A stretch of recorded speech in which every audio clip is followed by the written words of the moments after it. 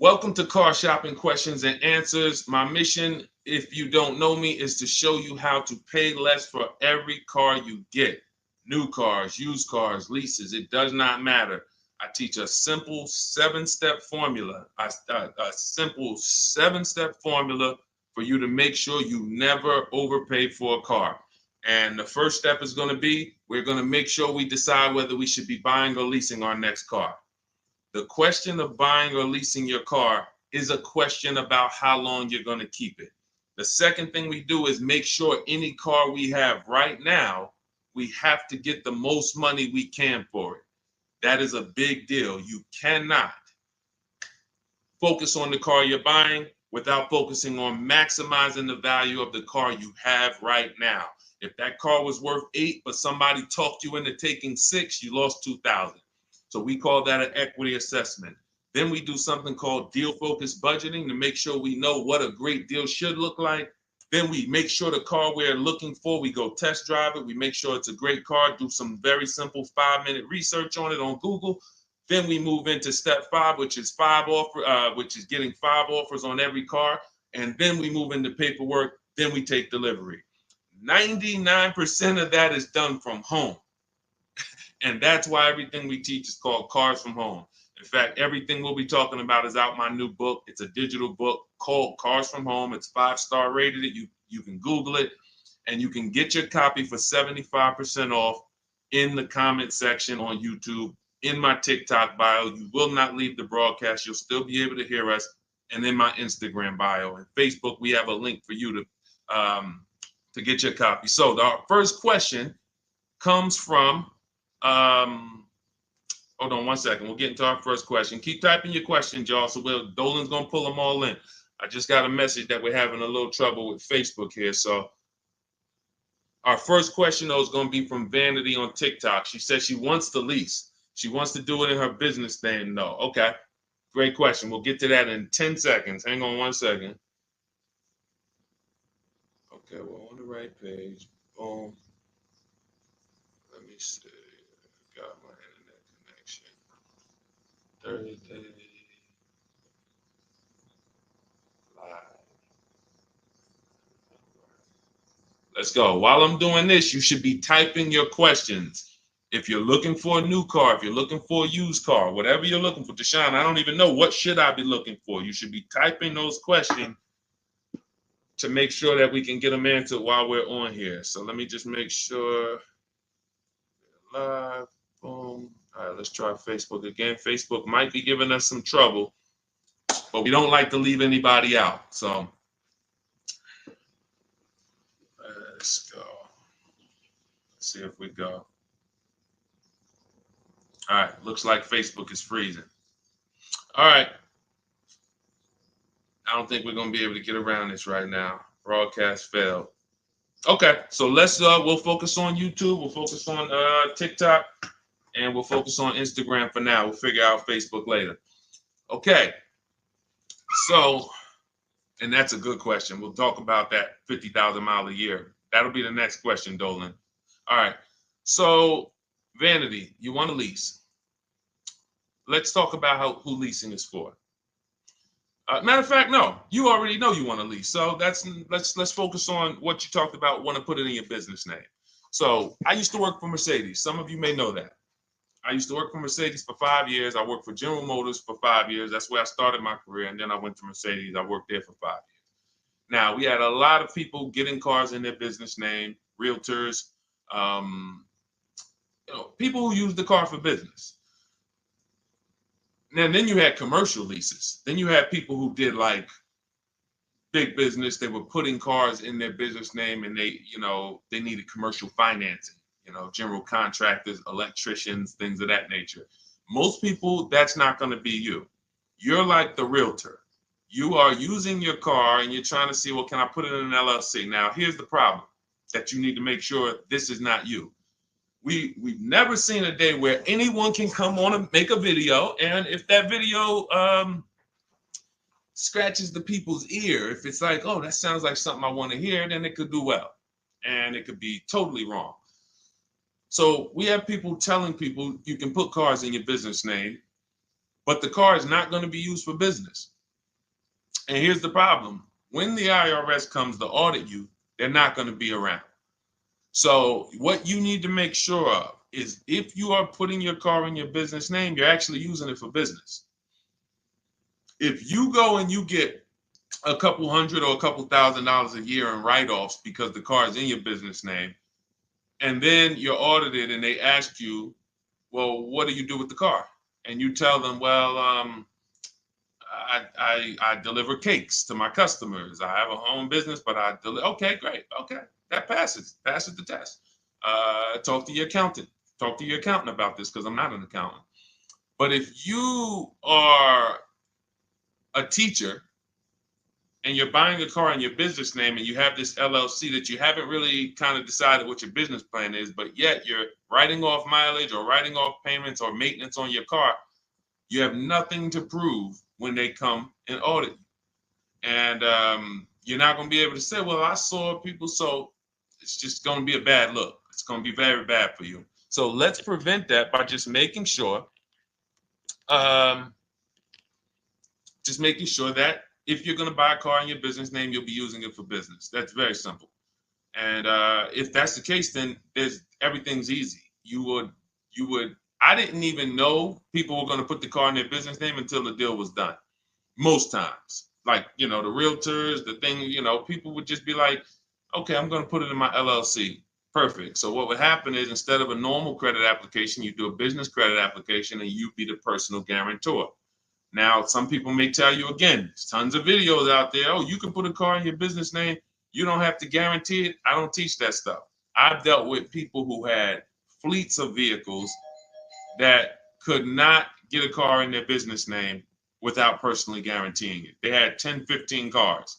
Now, after you get, they might have not known because there's people you don't need that much, but it's not just easy to do. Maybe there's one bank that does, but again, I don't teach that. So if somebody said to you, you can put your car in a business name, no problem, no signing, no personal liability, then I always say go learn from that person how to do that. What bank does it? What car can I buy to do that? But the majority of people you're going to see are putting cars in their business name because they're using it for their job or they have a company, and that's it. Buy your car, learn to get your car to pay the best price for it, and then when they ask, whose name are you putting it in? You're putting it in your LLC's name. Super simple. It's not a hard thing to do.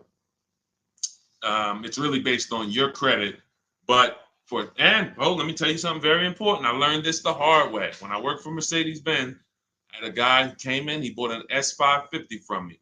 And he said, putting in his business name, all good. Now we get to the point where he calls me maybe a couple weeks after, and he says, hey, did the finance manager put the car in my business name? I said, yeah, absolutely. He said, it's still showing on my personal credit. I said, really? Because the whole point of putting the car in the business name is if you have two cars in the business name, the income from the business should be making sure that those $1,000 in car payments don't come off your debt to income. Don't come from your when you go and apply for new credit. If they see, wait, you got all these car payments, we're not giving you any more credit. That's the purpose, is they should not show because they're under the business. But there are certain banks, and in 2019, Mercedes-Benz Financial was one of them, who even if you put the car in your business name, they're showing it on your credit report. And again, that wasn't a happy day for me, but the finance manager didn't know either. So it wasn't even like, it was like, so I've been telling everybody since then, if your goal is to put your car in your business name so it doesn't show on your personal credit, make sure you talk to a finance manager that worked in that brand and you make sure that it is not going to show, because sometimes it does. Great question. Go ahead, Dolan. I see we got a lot more questions coming in, so let's keep it moving. What's going on, Alex Rios? Good to see you, bro. Yeah, good to see you. Vicky, good to see you, Anthony Lewis. This is from TikTok. What's the best way to buy a Tesla? So you can't negotiate a price on a new Tesla. It's one price. You're going to order the vehicle. You don't have to worry about overpaying for the vehicle. Here's what you do need to concern yourself with. How are you going to acquire it? Are you paying cash? If you're paying cash, then there's no negotiation. You go, you drop your check, no problem. If you're leasing it, you need to make sure that you're not overpaying for the lease. We have something we could see. All right, let's get into the meat and potatoes of paying less than everyone and making sure we don't actually overpay for anything. We have something, the 1% lease rule has been around forever. That means if I'm looking at a $40,000 car, when I shop, if I get a payment under $400 with no money out of pocket, it's a steal. In my book, I call that the steal. We have 3 different types of lease outcomes. The steal is 1% or less. The deal is between 1% and 1.5. Time to chill is over 1.5. So, because I saw these people signing terrible lease deals. If you look at your payment, divide it into the MSRP, take your down payment out of it. You got to put your down payment back into, you got to do some math to say, all right, what would it have been if I didn't put that 3,000 down, that 5,000 down, and you just do like a sign and drive? If you divide that payment into the MSRP and it's over 1.5%, there's no value there for 12,000 miles per year. We adjusted. We got 15,000. Jen just got it. She just got her 18,000 mile a year lease because we do high mileage leases. That as long as we still have a great deal, there's nothing wrong with, oh, I shopped my best offer. It was 1.1 or it was 1.2 or it was 1, and then I adjusted the mileage, and now it, it's higher, but still it's a deal because you have to have a deal before you adjust your mileage. But if you do that and your payment's over 1.5%, there's no value in leasing that vehicle. You're paying too much money for a vehicle you're giving back. Say, what's up, Parth Patel? Good to see you. Same thing with 4-year leases. Add up all the payments. You'll see. I had to create these boundaries because people didn't know they're overpaying. People didn't know why. It's too much money for a vehicle you're not going to own. Leasing is a value play. It's okay, if I'm going to spend $400 a month, what's the most vehicle I can drive for $400 a month? Well, some people for $400 a month, they're driving a $30,000 vehicle. Some people for $400 a month, they're driving a $40,000 vehicle. Some people for $400, they're driving a $50,000 vehicle. There are people who, the better lease value you get, the more value you have. It's just, leasing is a value play. So when you add up all these payments, that's what you need. So that's what you need to concern yourself with if you're going to lease the Tesla. And if you're going to finance it, then you need to make sure that you are doing what we call the bank bidding war. I teach this in my book. If you want a copy of my book, you won't pay the $97 price. We have a book launch offer. It's 75% off. You can get your copy in the comment section on TikTok, on YouTube, or in my TikTok bios, or in my Instagram bio. It'll be in your inbox in literally 2 seconds. In fact, as soon as you pay, on that thank you page, you get 2 very important things. One is the link to open the book. I also email you a copy. And then I tell you, screenshot that page so that you can have the support email. I also have the support email for my team on the screen here on YouTube. This is only for book deliveries. Do not write us with questions. We have, this is how we help people. We have our boundaries of how we help people. I don't take questions from email. That is to make sure you get your book, just in case you type your email wrong. But in there, I teach something called the bank bidding war. So the bank bidding war is when we make banks and lenders compete for our loan. Rates are high right now. Even when rates are low, though, you should be making, you know how many banks and credit unions want to compete for your loan, but you're not giving them a chance? What's up, Jakara? You're not giving them a chance? There's tons of banks around us, online banks, credit unions, and you're just only going to Navy Federal, or you're just only going to the dealership. If you save 1 point on it, if you buy that Tesla and you save 1 point on your interest rate, that could be over $1,000. If you overpay, depending on your loan, if you're going like $50,000, 2 points could be $3,000, $4,000. So we take, in order for you to get a great deal, remember this, and then we'll pull up the next question. In order for you to get a great deal, I'm gonna make this very simple for you. You have to know that there are 3 transactions to every car deal. Not every, but if you have a car to replace, when you trade a car to a dealership, that's 1 transaction. That's why there are companies out here that want to buy cars. They don't even sell cars. They just want to buy them. They're wholesalers, and then we have companies that want to buy cars. They don't care if you buy a car from them. They just, hey, can we buy your old car? That's one transaction. Then there are banks who want to lend to you. They don't sell cars. Hey, if we could just, can we just get in on your loan? Will you give us a chance to? That's another transaction. And then buying your car from someone, that's a third transaction. So in order for you, so when you say, all right, I need to make sure I guarantee I got the best deal, then you need to start doing what we do, which is understand there's 3 transactions and bid each one out. You can't negotiate your way to a great deal, but you can bid your way to a great deal. We get tons of bids when we're selling our cars. People who come, look at our car, looks great. They go to the accounting department, write a check. Here you go. Enjoy. Then we bid out our bank, our loan. Hey, and they allow you to do this. The dealers don't want you to know this. The banks don't even want you to know this. The banks really don't want you to know this. They allow you to bid out your loan. You can have 15, 20 lenders within a certain period of time. We do it. It takes us 2 days. Once you get your car, you can have multiple lenders access your credit and give you loan offers. Multiple lenders. That doesn't mean you go to dealership to dealership to dealership and let them all run your credit. That's not rate shopping. That's car shopping. That when they look at your credit report, they're like, okay, this person's going to every dealership they can and just letting everybody run their credit. That'll drop your credit.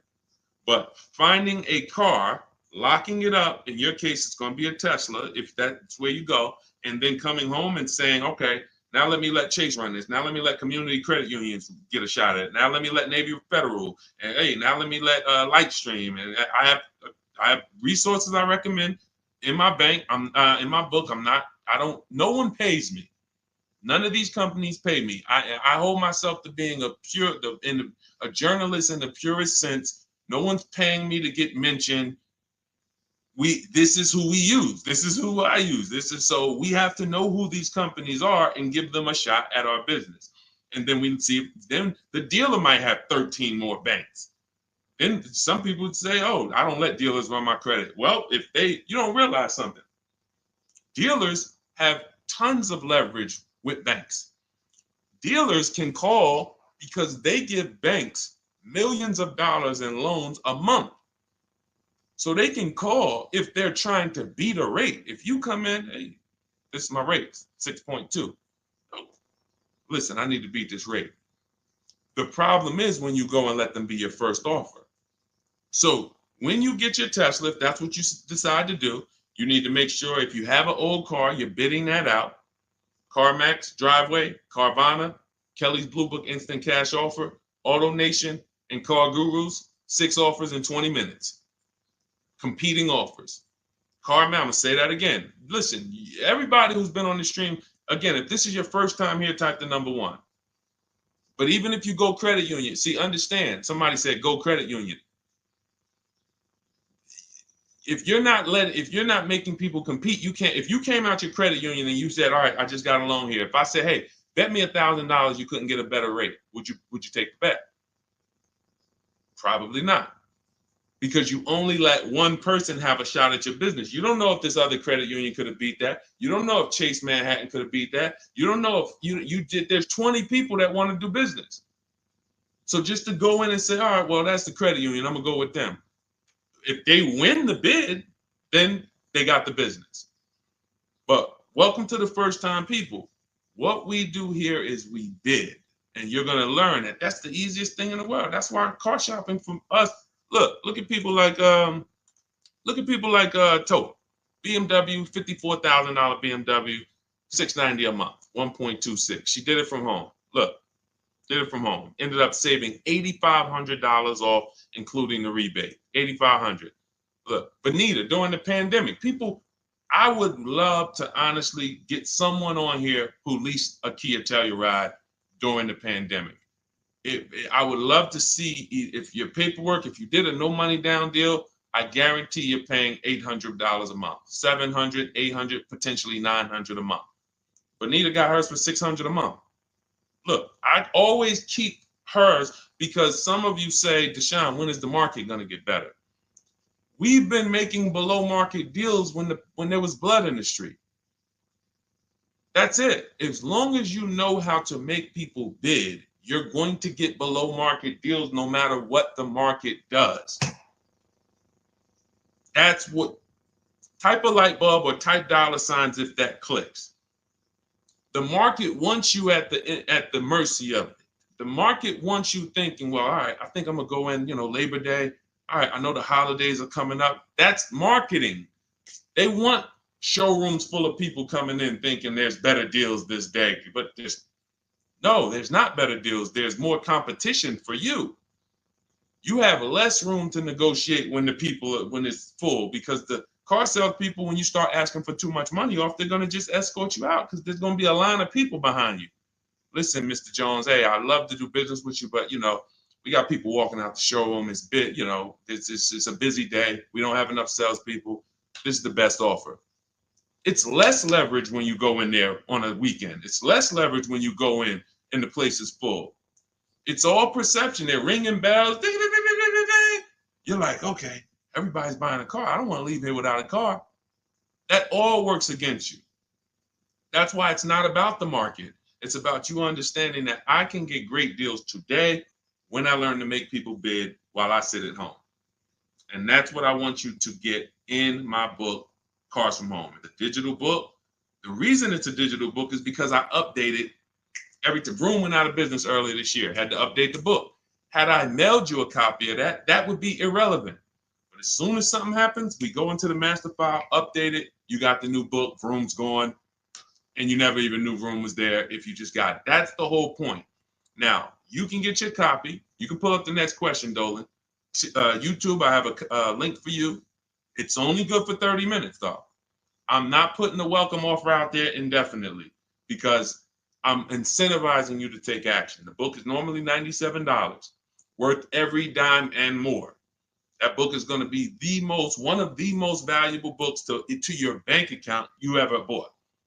But as part of our welcome offer, you can get it for $97. You can get it for 75% off in my TikTok bio, in my Instagram bio. Go there now, get your copy, come back to the stream. Make sure you save the thank you page because that's where your book is. I'll email you a copy as well. And that's where the support email is, just in case you look in 10 minutes and that book's not there. It's usually because there's a typo in your email, but you'll have the support email so my team can get it for you. Okay, go ahead, Dolan. Shoot the next question up, brother. Okay. And could everybody who's enjoying the broadcast share this with one person? I appreciate you. Gail from YouTube, how are you? Should age be a factor if you lease or finance? That's a great question. Oh, she's 70 years young. No, it's only a matter of how many years you're keeping the car. I'll give you an example. Felicia came in she started working with us, pandemic. I might have a picture of her BMW she got. She never thought she could afford a BMW because who knows how every $5,000 on a car loan is about how much per month. And this is why you'll understand leasing, if you're not keeping your cars 8 years, is going to allow you to drive cars that you didn't think you could drive before. I had 4 Infinities that I leased. Before I bought this Infinity truck, I had 4 that I leased. And I know I'm talking to some people and you're like, Deshone, I was taught never lease cars. If that's you, be honest. Type I was. Type, me or I was. You were taught never to lease. I want to tell you that the people who taught you that, the people who programmed you, Dave Ramsey might have been one of them. Dave Ramsey does a great job helping people get out of debt, helping people invest in the stock market. God bless Dave Ramsey. He's helped a lot of people do that. But when it comes to cars, he has cost you more money than he's going to give you back. The bad leasing advice is totally wrong. And in fact, I'm going to prove it to you. When you look at a great lease deal. Look at Ansley. Ansley gets a 2024 QX60 Infinity $58,000 truck. He's paying $554 a month. Every $5,000 on a car loan is about $100 a month. So when you walk into a car dealership and you're shopping, you're looking at a used car, you're looking at a new, when you see $10,000, you should think to yourself $200 a month. You see, oh, I see you asking 25 grand for that. You should think $500 a month. Oh, that's a $50,000 vehicle, $1,000 a month. Because here's why that thinking will protect you, because that's based on a 5-year loan. The max I'll ever recommend you go is on the 6 years. You can go 6 years. But anything longer than that, now you're in the 40-year mortgage category. What do you mean 40-year mortgage? Who didn't know that there were 40-year mortgages available? I'll do you one better. Did you know there's 50-year mortgages available? Did you know that? Who right now would sign up for a 50-year mortgage? Anybody? We got a bunch of smart people on here. Anybody signing up for a 50-year mortgage? No? Okay, I didn't think so. So when you go in and you see $1,000 car and you say, all right, every 5,000 is $100 a month. That's gonna cost me about $1,000. If you go in there like a lot of people do, and this is again, look, I gotta break the bad news to you. I know that some people like Deshone, I don't like bad news, and you're not gonna like what we do here. That's just it. But here's the thing: I don't leave you there. I give you the bad news to try to show you how much money you're losing, so that you can actually snap into it and get serious about this and start winning the way we win. If I just come to you and say, you're doing so good, your car deals are just so good, that used car you bought, man, you really paid a great price for it. You really got a quality car. You got a below market deal, but let me help you do better. You'd be like, no, I'm actually doing good. I have to come to you and let you know that if you don't know the new price of the used car you bought, you don't know how much it was when it was new. How do you know how much discount you saving? All of these things that is like bad news first, that's what we got to do. So when you say if you don't know that every 5,000 is $100 a month, here's what you do. You go into the dealership and you say, all right, you look at the same $50,000 car that should register at about 1,000, and you say something like this. Could you get that to like 700, something like that? Okay, how much money could you put down? I could probably put down like 10. Okay, even if you put down 10. Now that should, in your mind, if you went from that 50,000 to 40, you should be like, okay, well, even if I put 10 down, I'm still going to be around 800. But here's what they're going to do. They're going to put you into a loan that's so long, you're not going to even realize it. And I've had people come to me with cars and they're like, D, man, I think I'm ready to switch this car, man, but the dealer telling me I can't get out of it. I said, all right, how much you paying? All right, payment's not too bad. All right, you know how many years, how long is the loan? Oh man, I ain't even asked. Okay. You already telling me where we're going. This is gonna be bad. Man, you in a 96-month loan. You in an 84-month loan. That's what not having these things in mind becomes. So going back to Ashley here, if he walked in to get that same 2024 Infinity that he just leased for $554 a month with, look, first month's down, first month payment, he gave him $554, drove off in an almost $60,000 car. That would be $1,200 a month almost. $1,200 a month. I told you, 4 leases I had. Just Infinities. I had a G62 and then I had a Jeep Grand Cherokee as well. But 4 Infinity leases, these were $40,000 cars I was driving for under $400 a month. Cars that would normally cost, cars that people are out here paying $700, $800, $900 a month for. Because they believe the never lease a car lie. They believe, oh, leasing is renting. Okay, well, I'll be renting for 3 years and then I'm gonna go and switch it up, do something else, keep all this money in my household. You go ahead and do that. Oh man, the car broke down. Man, yeah, man, it's 5 years old. Now, oh, you don't have a warranty? Nah, the warranty just expired. All right, man, listen. You go ahead and do that. That's why I say to people who you believe they owe you money. Just learning about deal structure, you'll be like, that's why I tell you, you can't get a great deal if you should have leased what you bought. So, Gail, to answer your question, no, has nothing to do with age, has everything to do with you asking the first question in my book, the most important question, which is, how many years am I going to keep this next car?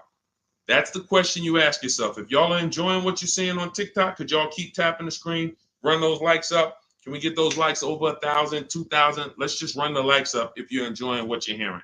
That's the issue. You always ask yourself, this is the question you ask yourself, all of you who are car shopping right now, how many years am I keeping the next vehicle? And if it's 8 or more, then you're going to shop for a below market purchase, new or used, depending on your budget. If it's less than 8, if you're like, I'm honest, man, I don't think I'm going to keep this thing 8 years. You should be shopping for a below market lease, and it's not even close. It's not even close. All right?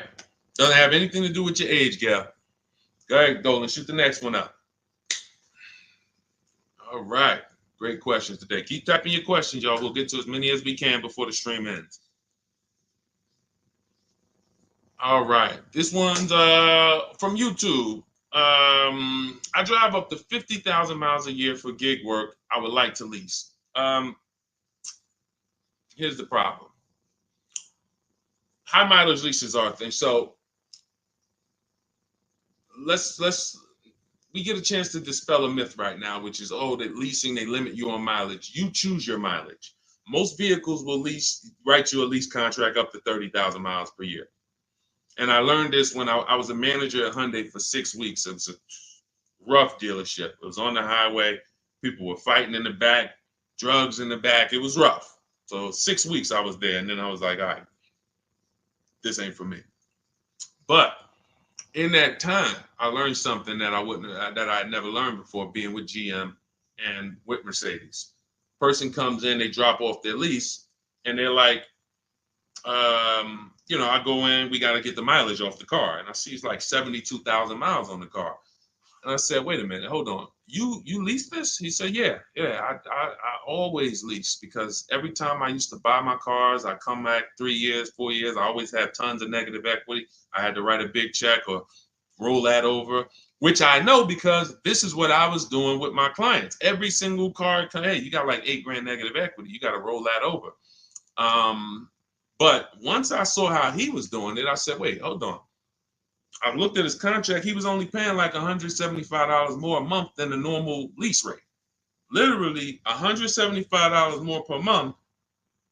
He gets 25,000 miles a year. And I'm like, this is great.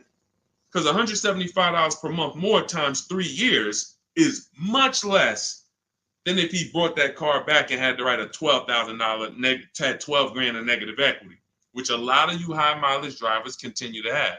You have the worst negative equity more than anyone.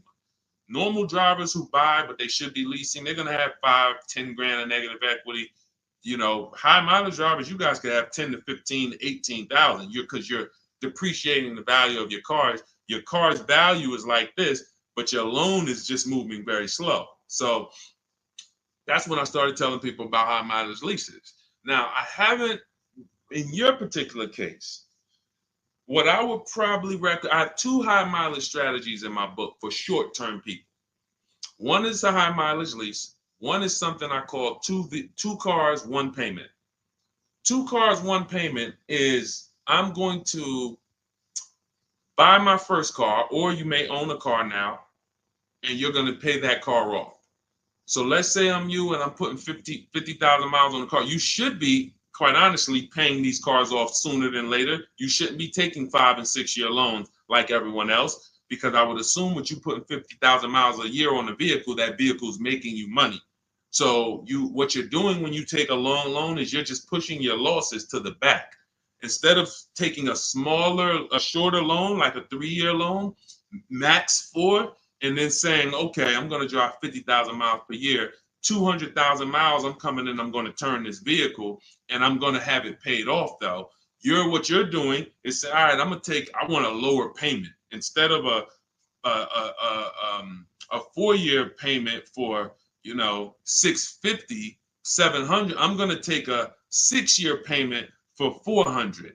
So what you're doing, you think you're winning, but you're actually losing, because it's like that extra $250, $300 a month you're making is actually not profit.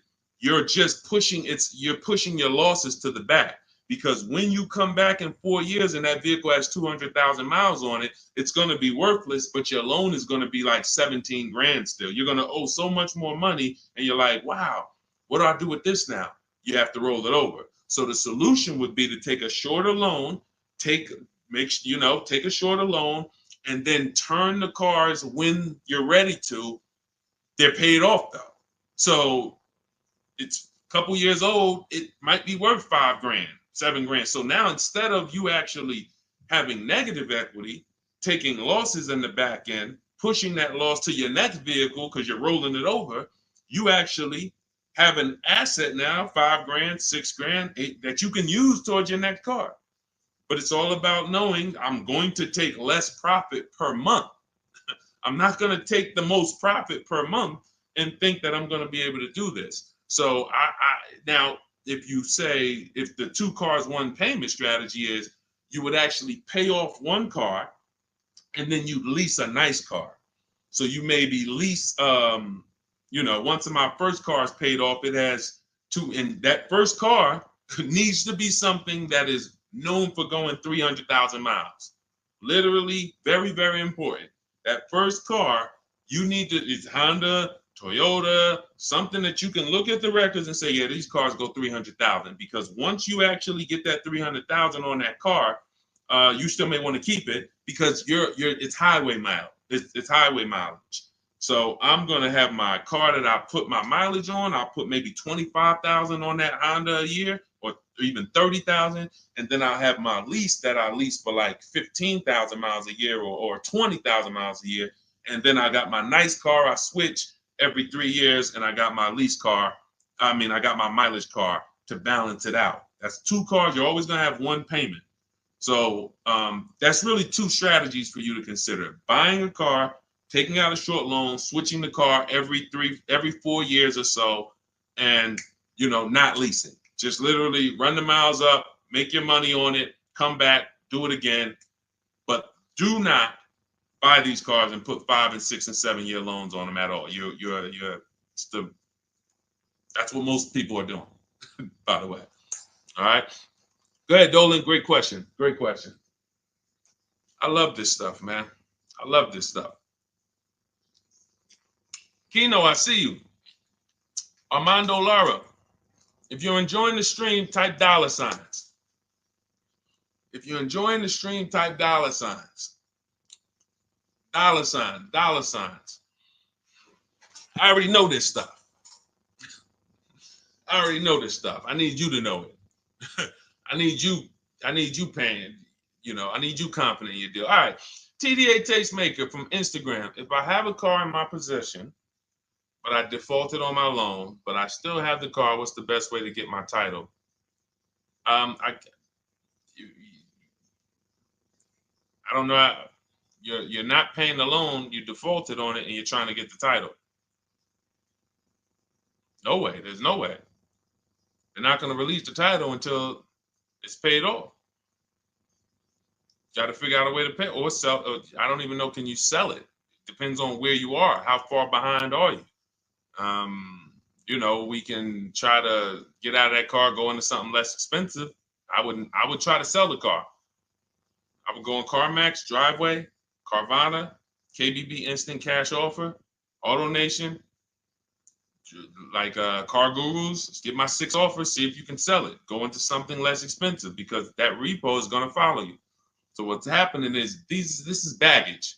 This is why I need you to either fix your credit over the next couple years.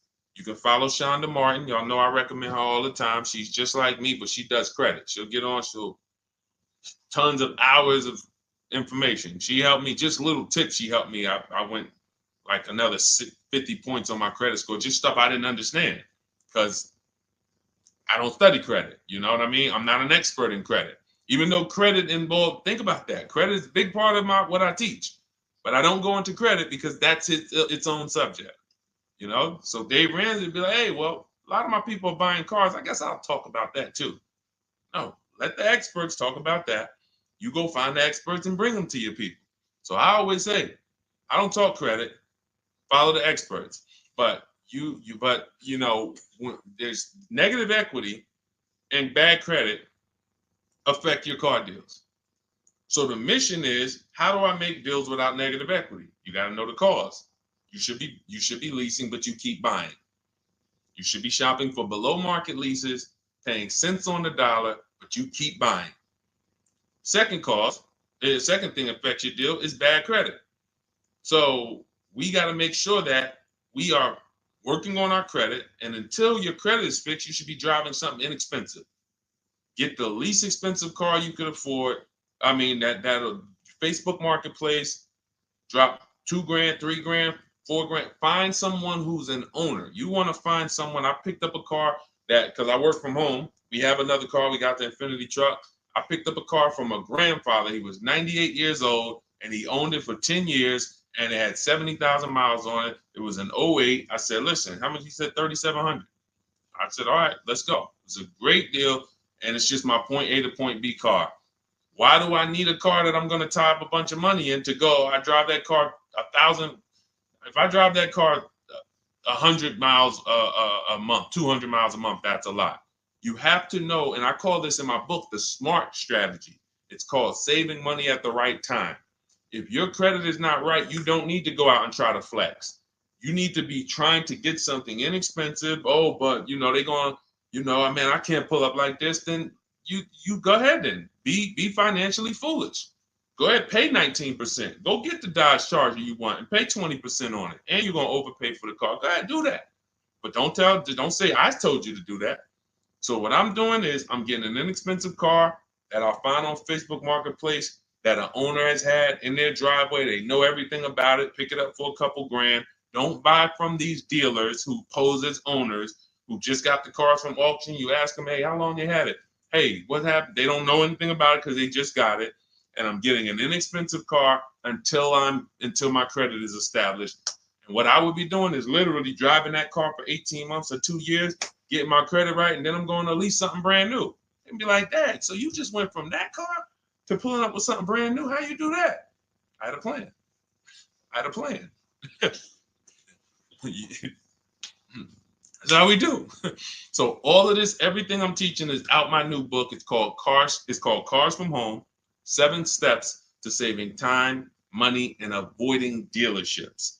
It's normally $97. You can Google it. It's 5-star rated. I think we have, how many ratings do we have now? I think we have, thank you to everyone who's reviewed the book, who's rated it. I appreciate it. 58 ratings. Appreciate it. You can read what people say about it. You can see how they've used it. You can see everything. So you won't pay the normal $97 price. If you go to my TikTok bio, as long as you get there before that timer hits 0. If you went to that page and that timer started clicking, once it's 0, it goes back to $97. You won't get the 75% off. So go back, get your book, and then you can come back to the stream. But make sure when you get your book, you save the thank you page so you can have the support email just in case your book doesn't hit, you usually type your email wrong, you type in too fast. We'll make sure you get it. And then on YouTube and Instagram, you go to my bio, get your copy. YouTube and Facebook, we have a comment for you in the link. We have a link for you in the comments. Next question, Dolan. Go ahead, man. This one from Instagram. I'm doing a regular lease. I need help. Can you explain the 1.2? Okay. Can you explain the 0.125 APR again? Should that be close to my monthly payment? Can you help? I'm trying my best, but they're trying my patience. So, first thing you're going to understand is the 1% rule. All right. When we go out to lease a car, in our deal focused budgeting step, this is something in our step 3 in my book. It's 7 steps. It's called deal focused budgeting. That means we are budgeting for what a deal should be, not for what we could spend. So if we're looking at a car that's $40,000 and we're like, okay, I'm going to shop for that car. When we're basing everything on the 1% rule, which is 1%, a 1% payment is 0.01, 0.01, $400. So you take the MSRP, $40,000 times 0.01, $400. That's the 1% lease deal. Anything lower than that, now you don't get these deals by negotiating. We get multiple offers. Some people are like, Deshone, I can't get no deals like that. Well, we got tons of them. If y'all want me to show them to y'all, we got tons of them. But anyway, that's a steal. That's not a deal. I call that a steal. Anything less than this, you stole a vehicle. Now, the 1.5% rule, which is 40,000 times 0.015, that's the max. That's the max. We're not going higher than that because once you add that up for 3 years, 36 months, 21,600, that's right around the cap of where we're gonna, because you got 40,000 plus taxes and everything like that. So call it around 43, 45. You want to pay no more than like 21.6 over 3 years. That's the cap. And if that's the best offer, it could be the lease program. They don't have much support. They got a high money factor. They got not much rebates, high demand, whatever it may be. But once we get 5 offers, if it's over 1.5%, we don't get those cars. So now what this person's asking about is that middle point, which is 0.0125. So we take the 40,000, we say 0.0125, that's going to be 500. So anywhere under 1.5 is a deal. Anywhere under 1.5 is a deal. The lower it is, the better it is, the more value it is. But the lower it is, how does it get lower? You're not negotiating it lower. You're getting once you see all your offers, if your offers, and again, I don't know your name because it's not on here, but if your offers aren't $175 to $200 a month difference, then you didn't shop right. When you're looking at those 5 offers, thank you. I see everybody sending gifts on TikTok. I appreciate it. I forgot. And can y'all double tap the screen? Just get those. Can we get to 1,000 likes on here? Can we get to 1,000 likes on here?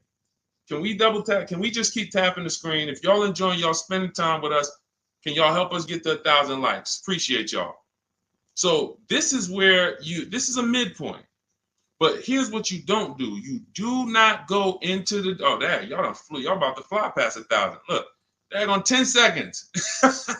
Shout out to TikTok. Appreciate y'all.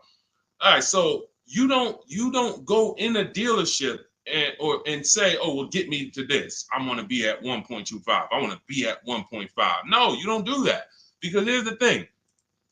Ansley, he got a 1% lease deal on this Infiniti. Look,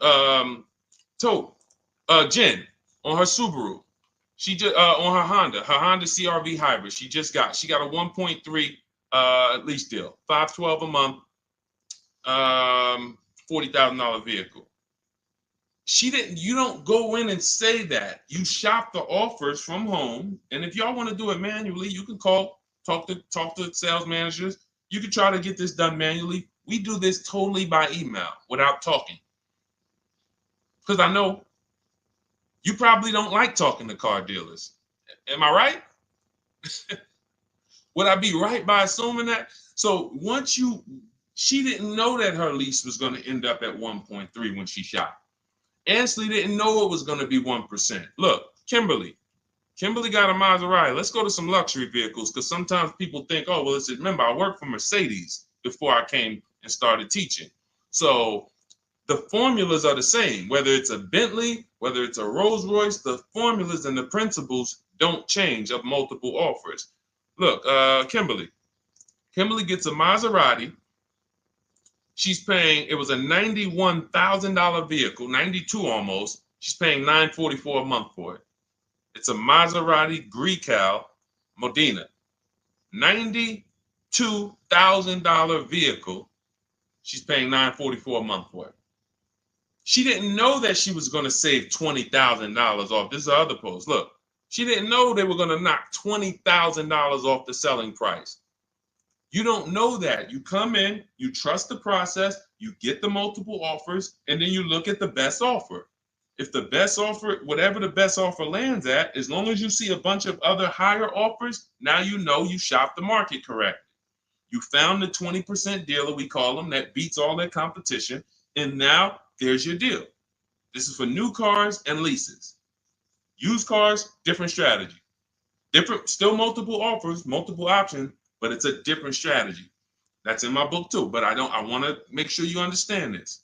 That is how you do it. The 1.2%, 1.25 is just a middle ground, but when you shop your offers, just make sure they're all under 1.5 and then pick the best one. If the best offers is over 1.5, you got 1.6, 1.7, 1.9. That's a bad lease program. That means there's no support there. As long as you see a spread, if there's no, like, man, all of these offers are over 1.5, it's a bad lease program. High interest rate, probably terrible residual, no rebates, no incentives. That dealer who's the lowest is discounting the car. It's not their fault. They can't help the lease program. So the better you get, the better the lease program is. When you shop, you'll be closer to 1. The tighter the lease program is, when you shop, you'll be closer to 1.5. But as long as you're under 1.5, it's great value, much better than buying, paying cents on the dollars. It's a win. All right. Go ahead, Dolan, shoot the next one in.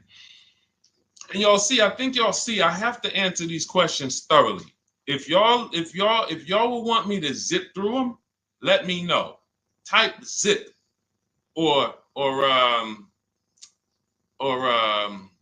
type either Z for zip through or D for details. You know, because listen, I'll run it however y'all want it. If y'all want me to do these quick, don't go into the details, just kind of give us the zip answers, then I'll do that. But I see a lot of people talking about, okay, they want it in detail. Perfect. That's what I thought. So we're gonna keep it going that way. Now, T, on TikTok, you said, "Can you do my deal for me?" So here's the thing. People say, "Deshone, can you come to the dealership with me?" I don't go to dealerships. That I'm trying to get you not to go to dealerships. So, but we do have a look. If you can go to my TikTok bio, you can see there's a button there that says "Shop with Deshone," and you can see if you qualify to shop with me. Because everything I do is from right here until we go test drive. Until we go test drive. So, but if you want to learn how to do what I do right here, and you want to do it together, go see if we qualify to shop with each other. I don't shop with everybody though. I can't. So go there. That's a separate thing. And let's go. I think we got time for a few more. This one's from Instagram. I'm looking at a 2024 Mazda CX-5, $39,445. I see a fee listed. What is silent security? That's what 80% of dealers do. See, don't try to change 80% of dealers. They are going to actually charge you as much as they can. When you negotiate with them, they're going to say, "This is my best price." They're not lying to you. That's their best price. That's not their competition's best price. So when you're sitting at home, unfortunately, I think you could be from this mindset. Deshone, aren't all the Mazda dealer prices the same? There are people who think that. There are people who think like, okay, it's like the Apple Store. Like Apple Store next to me, Apple Store in Santa Clara, California, Apple Store in here, it's gonna be, these are all the same price. I'm gonna just deal with who's closer. It's like McDonald's, right? Same price here, let's go to the closest McDonald's. Nope, it's totally different. These are competitors.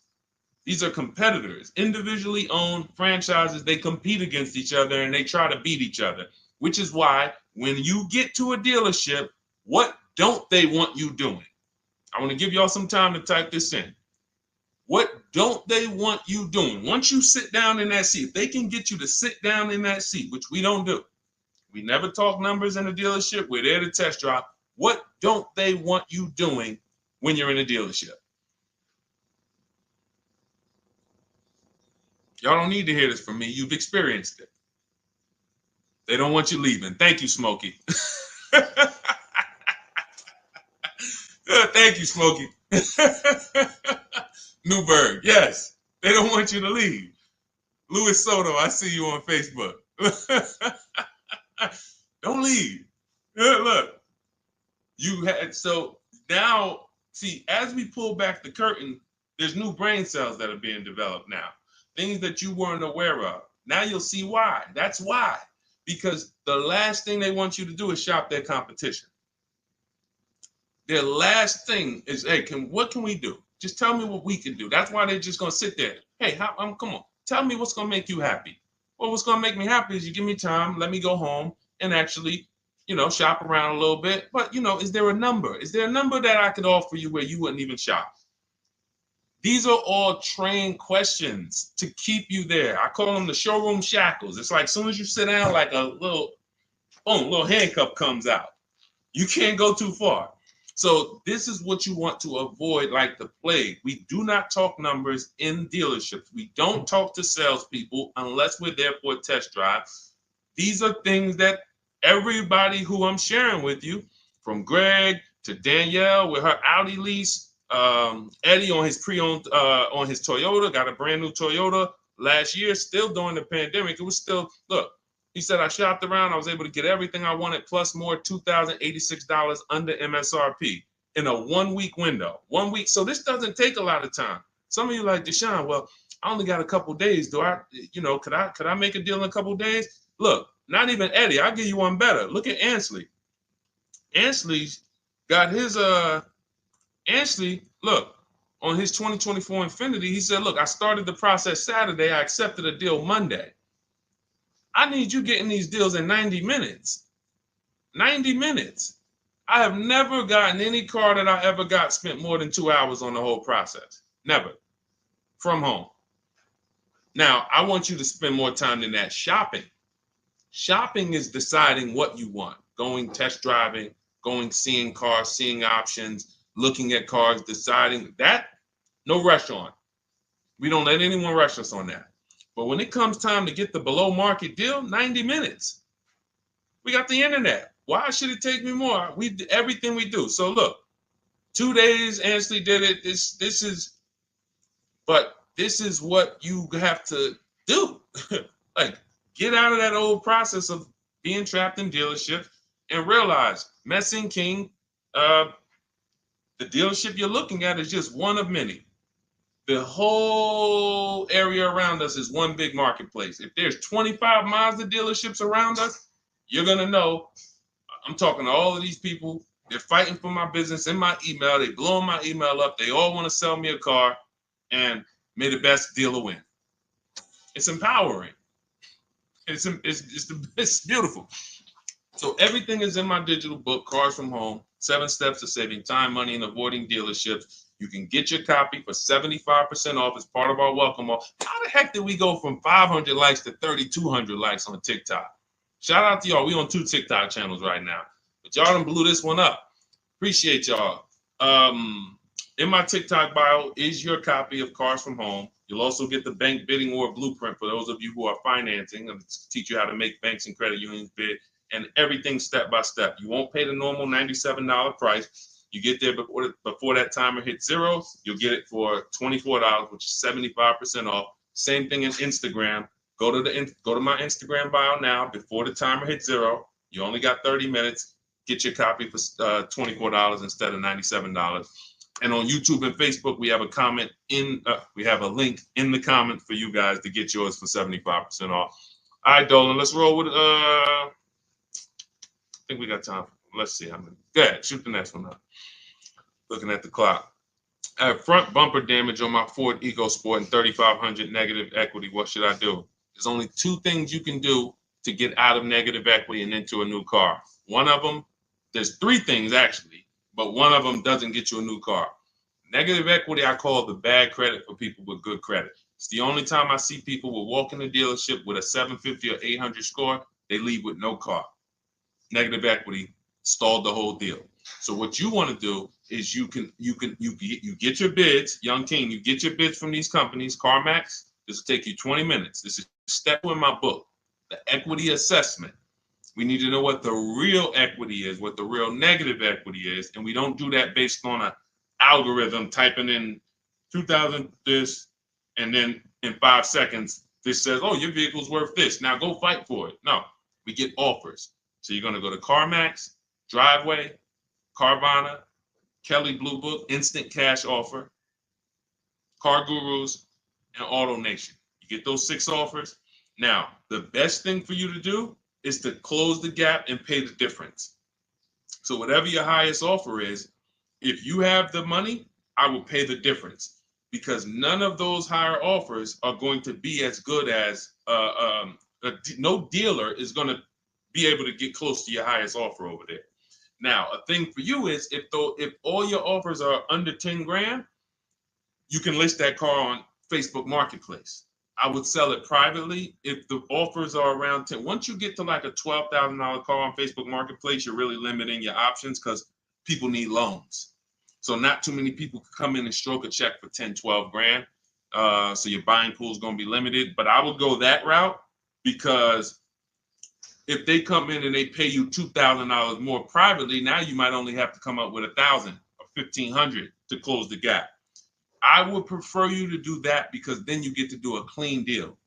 You get to go shop for a car, or when you're shopping for your car, once you get it, you're selling your old car to this buyer, and your deal is clean. You don't have to roll any baggage over.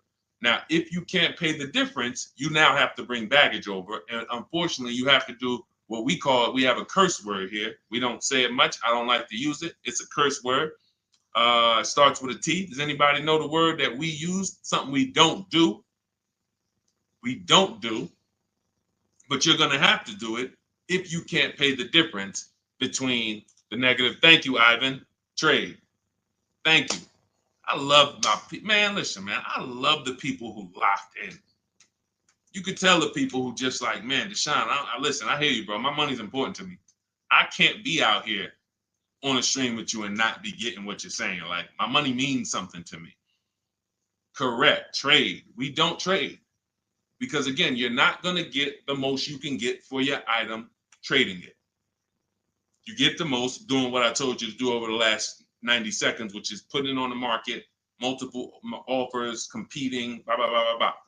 So if you have to trade, then what would happen is you would have to shop for your vehicle, get your best offer, and then once you get your best offer, you would have the used car manager look at your car and say, okay, we're going to roll that over.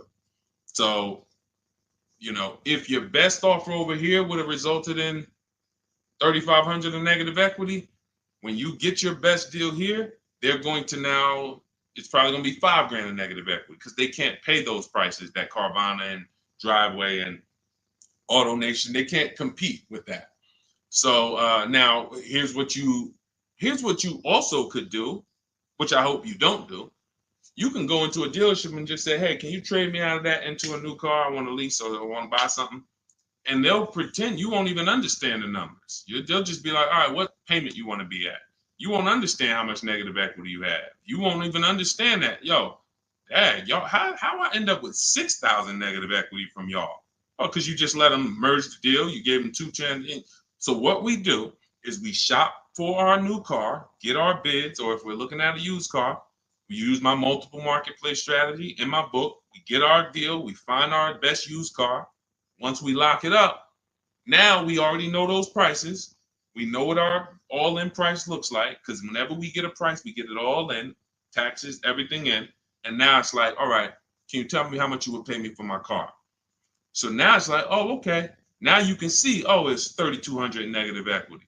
You need to see the numbers. You don't need to. I want you to see them so that no one can be pulling the wool over your eyes when it should have been 3,200 in negative equity, but they're going to turn it into 6 because you just came in and said, all right, y'all get me into a car. Just make the payment nice.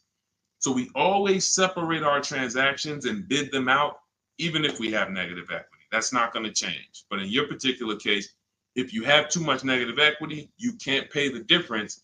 You lose the ability to bid out your car, which is a major part of what we do. We bid out our car so we can maximize that. If you can't pay the difference, you now have to trade, and one step of the bidding process you can't do, which is why I say stay out of negative equity. You should be going into a lease. It's no way. Only people who should be going from negative equity to another finance is if you had an emergency. which means like, okay, Deshone, I had a small car and my wife just had twins. Like, you know, I had a two-seater, I had a coupe. She's having twins. Now we need a bigger car. I was going to keep it 8 years. I was going to keep the car 8 years, pay it off, keep it, but now this doesn't work for me anymore. The next car you buy needs to be kept 8 years, because if you go from negative equity, go finance another car, not lease it, and then take out another 6-year loan, and then 3-4 years in, you're like, okay, I'm gonna switch again. Now more negative equity. Instead of 35, you're gonna be at like 7 or more. And then, oh, let's roll that over. And it's just a repetitive cycle of always having a car payment, never paying the car off, and always have it paying for your old car in your new car. Negative equity, the devil to your car deals. The bad credit for people with good credit. Stay out of it. Learn the lease. All right, y'all. Listen, we just hit the hour mark. Great job. Thanks for everybody who tapped in. I hope you got a lot of value out of this. Again, some of you who are like, Deshone, I need the blueprint. I want everything you teach step by step. Walk me through each play. My book is called 7 Steps to Saving Time, Money, and Avoiding Dealerships. It's a digital book. It'll be in your inbox in literally 2 minutes. Go to my TikTok bio, use the 75% off link.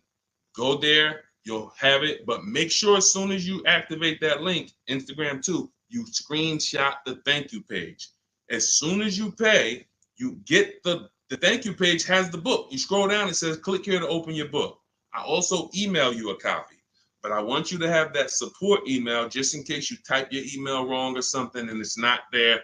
You can get in touch with my support team so you can get your book immediately. YouTube, we have a link for you, as well as Facebook in the comments. Use the 75% off link. You won't pay the $97 price. But again, if you missed it, and that you was like, Deshone, I went there and that countdown is 0. It's back up to $97. It was a 30-minute offer, and I've been saying that for the last hour I've been on here. So it's still worth it at $97. There's no one who's going to get that book, use it, and be like, Deshone, that wasn't worth $97. You'll be like, Deshone, this is, I got a bunch of books on here. I'm going to end with this. I got a bunch of books on here. I'm going to be honest with y'all. I can't tell you if any of these books are actually saving me thousands of dollars. A couple. I got some good ones. Don't get me wrong. This will be a book, when you look at all the books you ever got, this will be top 3, guaranteed. Where you said, this book saved me more money than any other book that I own. Top 3. That's Cars from Home. And that's the standard we hold it to. It's already 5-star rated. And if you use it already, please go to Goodreads and add to the ratings. We'd love to see it. All right. I'll see y'all on the next stream. It's always a pleasure. God bless you. Keep winning. And make sure you send me your success stories by email. I want to see your car deals. All right. God bless.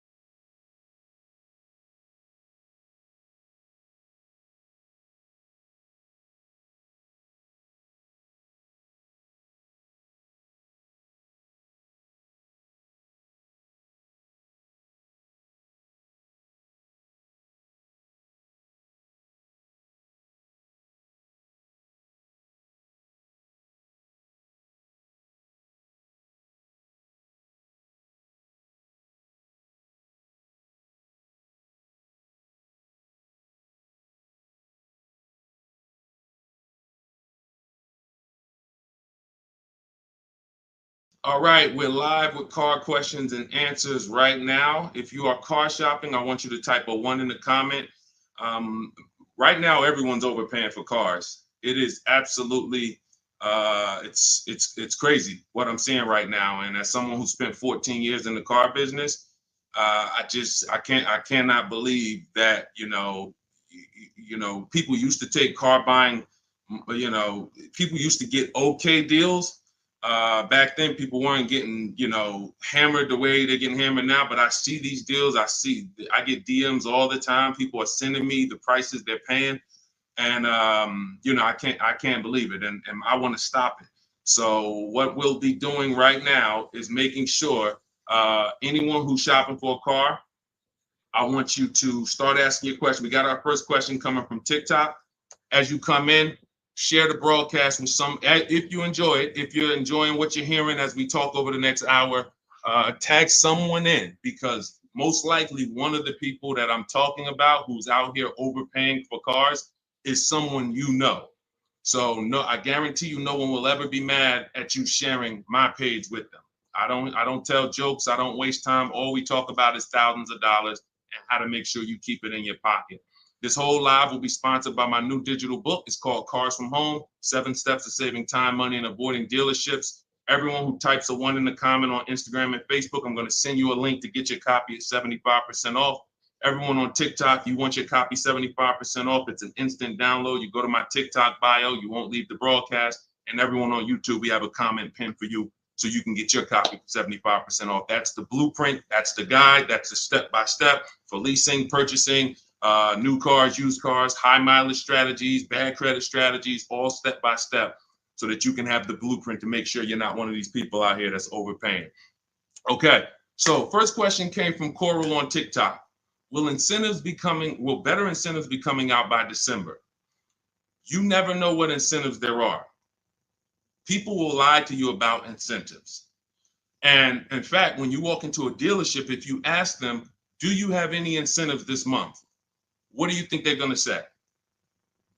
Even if they don't have any, they're going to say yes. Because they're never going to say, no, we don't have any, come back next month. You'll never hear that. So how do we know what the real incentives are? And just so I can be clear, because I want to talk in a way for the most, even if we got high schoolers on here coming out of high school and want their first car, I want to talk in a way you can understand this. In fact, you might get this more than some of the adults who've been programmed a little harder because, you know, they've been doing the same thing for years. Incentives or rebates and low interest rates and anything the manufacturer puts on a car to help it sell more. So it could be a military rebate. It could be a conquest rebate. Conquest rebate is a rebate for a competitor's car you own. So if you're buying a Lincoln and you have a Jaguar, they might have a conquest rebate, a loyalty rebate, dealer cash, which is not a rebate. It's just literally cash that the dealers get to make deals with. It might be $1,000, $3,000 dealer cash. Federal rebates, we're seeing a lot of that with electric vehicles. There's no obligation for them to tell you about any of this stuff. If you go in there and you get a car and you didn't know any of this stuff existed, it's buyer beware. You lost. You don't get to sue anybody and say, wait, guys, I found out you guys had $7,000 in rebates you didn't tell me about. That's why it's our job to make sure we are getting the actual rebates. And how do we get it? We must shop multiple offers. Any car, and right now I'm talking to people. This is a new car and used. Some of the questions that we're going to get are going to be for new cars, leases. Some of them are going to be for used cars. This is a new car question. This is a lease question. Anytime you hear somebody really focusing on incentives, the only incentives you really get for used cars is if you're buying a certified used car, you might see a low interest rate. That's really one of the only incentives. A certified Honda might have a 1.9 interest rate. You're not going to see that. You're not going to see any rebates off a used car.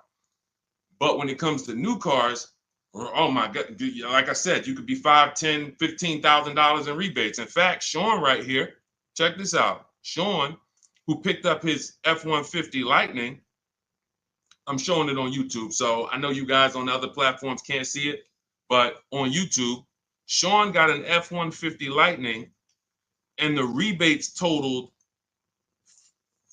$15,500. When I worked for Mercedes, I sold a Maybach. It's actually called Maybach, but you know, most of you guys probably know it as Maybach. It had a $20,000 rebate on it. So if you come in there, somebody asked yesterday, we were live streaming, right? And the guy's like, how do I get them the invoice price? Invoice price, that's 2004 internet stuff. Without knowing that you're getting the biggest discount and all the rebates, you got nothing. And that's what you need to know. How do you do it? You got to realize 4 out of 5 dealers are going to lie to you. They're not going to tell you about all the rebates. They're not going to tell you about some of the rebates. They might say, hey, we don't have any rebate. And then later they'll bring them. The only way for you to get them is for you to get multiple offers so that you can see that. I always suggest 5 offers. I have a strategy in my book called the 25 to 5, where we connect with 25 dealers online. That gets us 5 offers. If you want to do it manually, you can pick up the phone, you can call, only ask for sales managers. Do not deal with salesmen if you are going to do this, because then you're going to be, I'm telling you, I spent 14 years in this business. Only if you're going to do it my way, you'll do it only by internet, no talking. If you're not getting the book, if you don't have my book, then you say, all right, I'm going to do it the manual way. Call, only speak to sales managers, or your life is going to be hell trying to get these offers. And you need to get at least 5, because as I said, once you get one offer and you be like, oh, wait, this person took off $1,000. That's their best offer. Then you get another offer. Wait, this person took off $3,000. That's their best offer. Oh, this person said it's $3,000 rebates and they took off another $3,000. They saved me $6,000. Oh, that's their best offer. Then you're going to start to see how people are out here overpaying, because they're not shopping multiple offers. They're getting one quote, going into their local dealer and saying, okay, do the best you can. And then they're signing just the deal, feeling, oh, I negotiated for 6 hours. This got to be a good deal. No, it's not.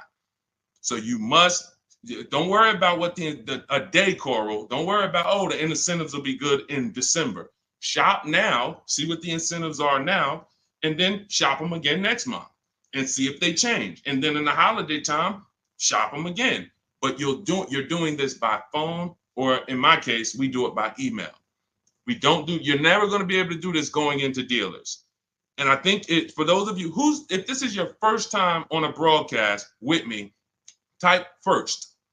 First time you've ever been on a live stream with me, type first, because you may not be familiar with anything we teach here. Anything we teach here.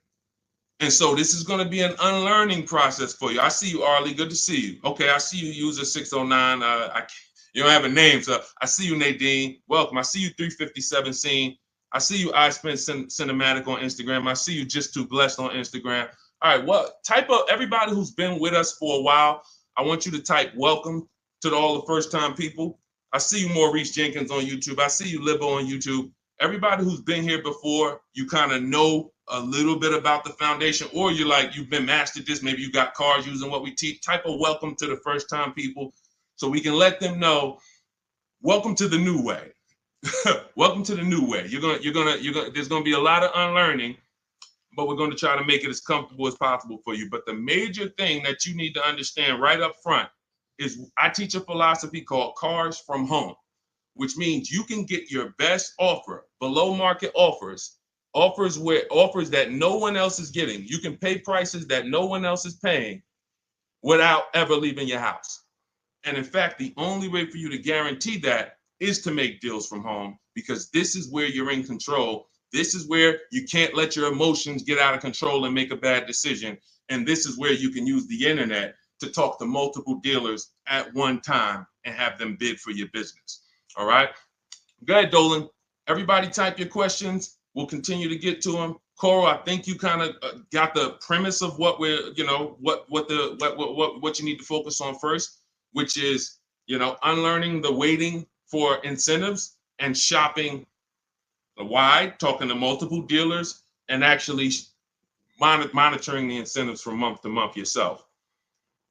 Okay, what's up, D? This is Maurice from YouTube. What's up, D? I want a pickup truck. I like the Chevy Silverado. Okay, I know you said not to lease a vehicle you like. Okay. When did I say that? I know you said not to lease a vehicle you like. So I'm getting confused on financing and leasing. Okay. Okay, let me be clear. I never said don't lease a vehicle you like. I know you hear a lot of stuff from me, and that could be you might have gotten confused somewhere. It's all good.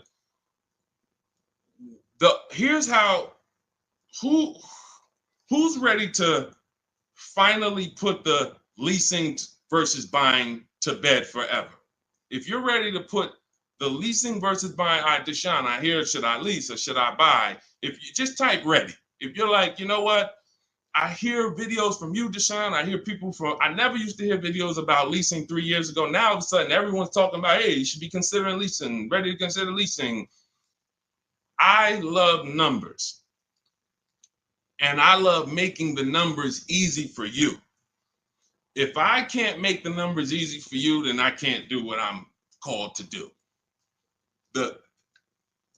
The easy way to know from now on, should I buy or lease a vehicle, is to ask yourself, how many years am I keeping the next vehicle? When you're considering a lease, you're considering how you're going to beat depreciation. I see y'all tapping the screen. Every time you hear something on TikTok you like, just double tap the screen and y'all keep running those likes up. I appreciate it. TikTok brings more people over here. And, you know, I appreciate you guys. You guys help this message spread. You need to ask yourself, this is the first question. In my book, some of you have it, my digital book, Cars from Home. The first question before anything, before what car I want, is how many years am I keeping the next car? Because when you are getting a depreciating asset, you have to look at it like this. Every time you buy a car, I want y'all to think about this. What is this, Deshone? This is depreciation. If you buy a car today for $40,000, how much is that car worth in how much is that car worth in 5 years? Throw some numbers out there. You buy a car today for $40,000 in 5 years, average miles, how much is that car worth?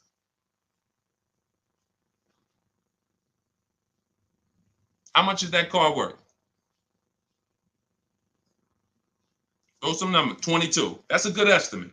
That's a good estimate. 357 said 4,000. You're not losing that much unless you just bought trash. Now, there is something coming to electric car owners soon, and we'll talk about that. Remind me to talk about the huge warning I have for electric car owners before we end it. 20,000. Now, check this out. If you buy a car for 40 and it's worth 20, okay, that's good. That's half in 5 years. I think it's going to lose more than half in 5 years, quite honestly. But when you're getting your car, you're trying to ask yourself, how am I going to beat depreciation? How am I going to prevent having something that I tie up money in for 5 years and that money is just losing value every time? Now, the way you beat depreciation is to keep the car a long time. Who has a car outside right now that they've had it more than 8 years? Type me. You know, if you have that car more than 10 years or 8 years, 10 years, you're not worried about what it's worth. It's going to be worth the same next year, about the same next year as it is today. That means you beat the depreciation. That means your depreciation is no longer like this. It looks like this. Today, your car is worth $8,000. Next year, your car will be worth $7,500. You're not losing that much value. Now, if that's not you, Deshone, I don't keep a car that long. 8 years, are you kidding me? No way I'm keeping a car that long. You should be shopping for a lease. Because when you get a below market lease, let me show you what a below market lease looks like and why there's no comparison to a below market lease versus a person who's buying. I'll take a random deal. Let's take Rosalie's deal. Rosalie she just got an Infiniti. I'm showing it on YouTube. Y'all can't see it, but I'll spell it out for you. She just got a $60,000 Infiniti truck. She's paying $592 a month, no money down. She gave him $592, drove off. Now, she got that price by getting multiple offers like I teach. You're not going to walk into a dealer and get that price. She contacted dealers online, had multiple dealers submit offers. The best dealer came in at $592 for a $60,000 vehicle. That's what we consider a 1% lease or less. Major value is the 1% lease rule has been around for a long time. $592 a month for a $60,000 vehicle. On the opposite end, we got people going out buying that $60,000 vehicle. If they did no money down, that's a $1,200 payment. So it's not even close. And it comes down to depreciation. All you have to ask yourself is, am I going to shop for a car that I'm keeping more than 8 years? If so, I'm purchasing. Don't think about leasing. It's not even important. Don't even think. People say, Deshone, you think everyone should lease? Absolutely not. If you're somebody who has the discipline and values to keep a car 8+ years, you should not be leasing. You should be shopping for a below market purchase, new or used. But if you're not keeping a car 8 years, you are spending thousands of dollars more than a person who's getting great lease deals. It's not even close, thousands more every year. And they're driving better cars than you. So Maurice, the only question you need to know about leasing is, are you going to keep this Chevy Silverado 8 years or longer, or less than 8 years? If less than 8 years, you shop for a lease, brother. Okay? Go ahead, Dolan. Next question. That's the formula, guys. That is the first question you ask yourself. The buying versus leasing question. How am I going to beat depreciation? Nothing more important than that. Got to put your deal on the right foundation. Okay, this is 777 from TikTok. They repoed my car. Do I still have to pay for the remaining balance? Well, that's a credit situation. When they repo your car, it's going to end up on your credit, and until you settle that balance, it's going to be there as a repo, and it's going to hurt your credit more. So at some point, you're going to have to deal with that. It's not going anywhere. So what a lot of people, and I would tell you, everyone who's having credit issues, you should be following Shonda Martin, Road to 750 Plus on Instagram, on TikTok. She's on every platform, and she teaches. She's basically the me of credit. All she does live Q&As. She can, go rapid fire Q&A. And when someone can sit on a live and answer questions on the fly, like random questions, that's when you know they're an expert in their subject. And I've seen her do that dozens of times. So you should be following her to see how to deal with that repo in the best way. But for sure, it's not going anywhere until you handle it. Go ahead, Dolan. Next question. All right. This is called RAV4 EXL Premium versus CRV EXL. Which is better to negotiate discount with at a dealership? There's no way to know that. I know you want an easy way to see, which is going to give me the best discount. That's just not how it works. You have to shop the offers, and you have to see what the best offer is. If I'm shopping for a Honda, if I wanted a RAV4 EXL right now, I'm contacting dealers. I'm letting them know what I want. I'm reaching out to multiple dealers. I do it online. If you want to do it online, you can type the number 1 on Instagram or Facebook. I'll send you the discount link for my digital book, Cars from Home. You can use my scripts. All my email scripts, all my templates are in there, and you'll have the blueprint step by step. You can get your copy for 75% off in my TikTok bio or in the YouTube comments. If I was doing it manually, I'm calling and I'm getting multiple offers for this RAV4 EXL from multiple Toyota dealerships. And then I'll see, okay, the best Toyota dealer said they'll take off $4,000 from me. Okay, all right, cool. All right, now let me get the Honda deals done. So it's you don't know what it's going to be. Like give you an idea. This person, Kimberly here on her Maserati, she got a Maserati. She saved $20,000 off the price. I got the comment here. I got her post here that she posted with the details of her deal. $20,000 she saved on the price. She didn't know that she was going to save $20,000 on the Maserati. There's no way to know. You have to shop the offers, and this is why you can't feel for the bottom. You can't hope, I think we're at the bottom. I think this looks like it's good. No, you don't know that. You don't know how. You don't know. You just don't know. I know you're looking for an easy way to do it where you press a button, and it tells you this dealer here, this Honda dealer in Madison, New Jersey, is going to sell the Honda at the lowest price and give all the rebates. That'd be cool. It's not going to happen because no one dealer is going to always be the best anyway, or they'll be out of business. If you beat your competition every single time on every car, you're not making any money. You'll be out of business. So at the particular time you want to shop, the mission is to find the dealer who is going to sell you the car at the lowest price because every one of them is different. So that's what I would do. And if you use my way, you do it quick.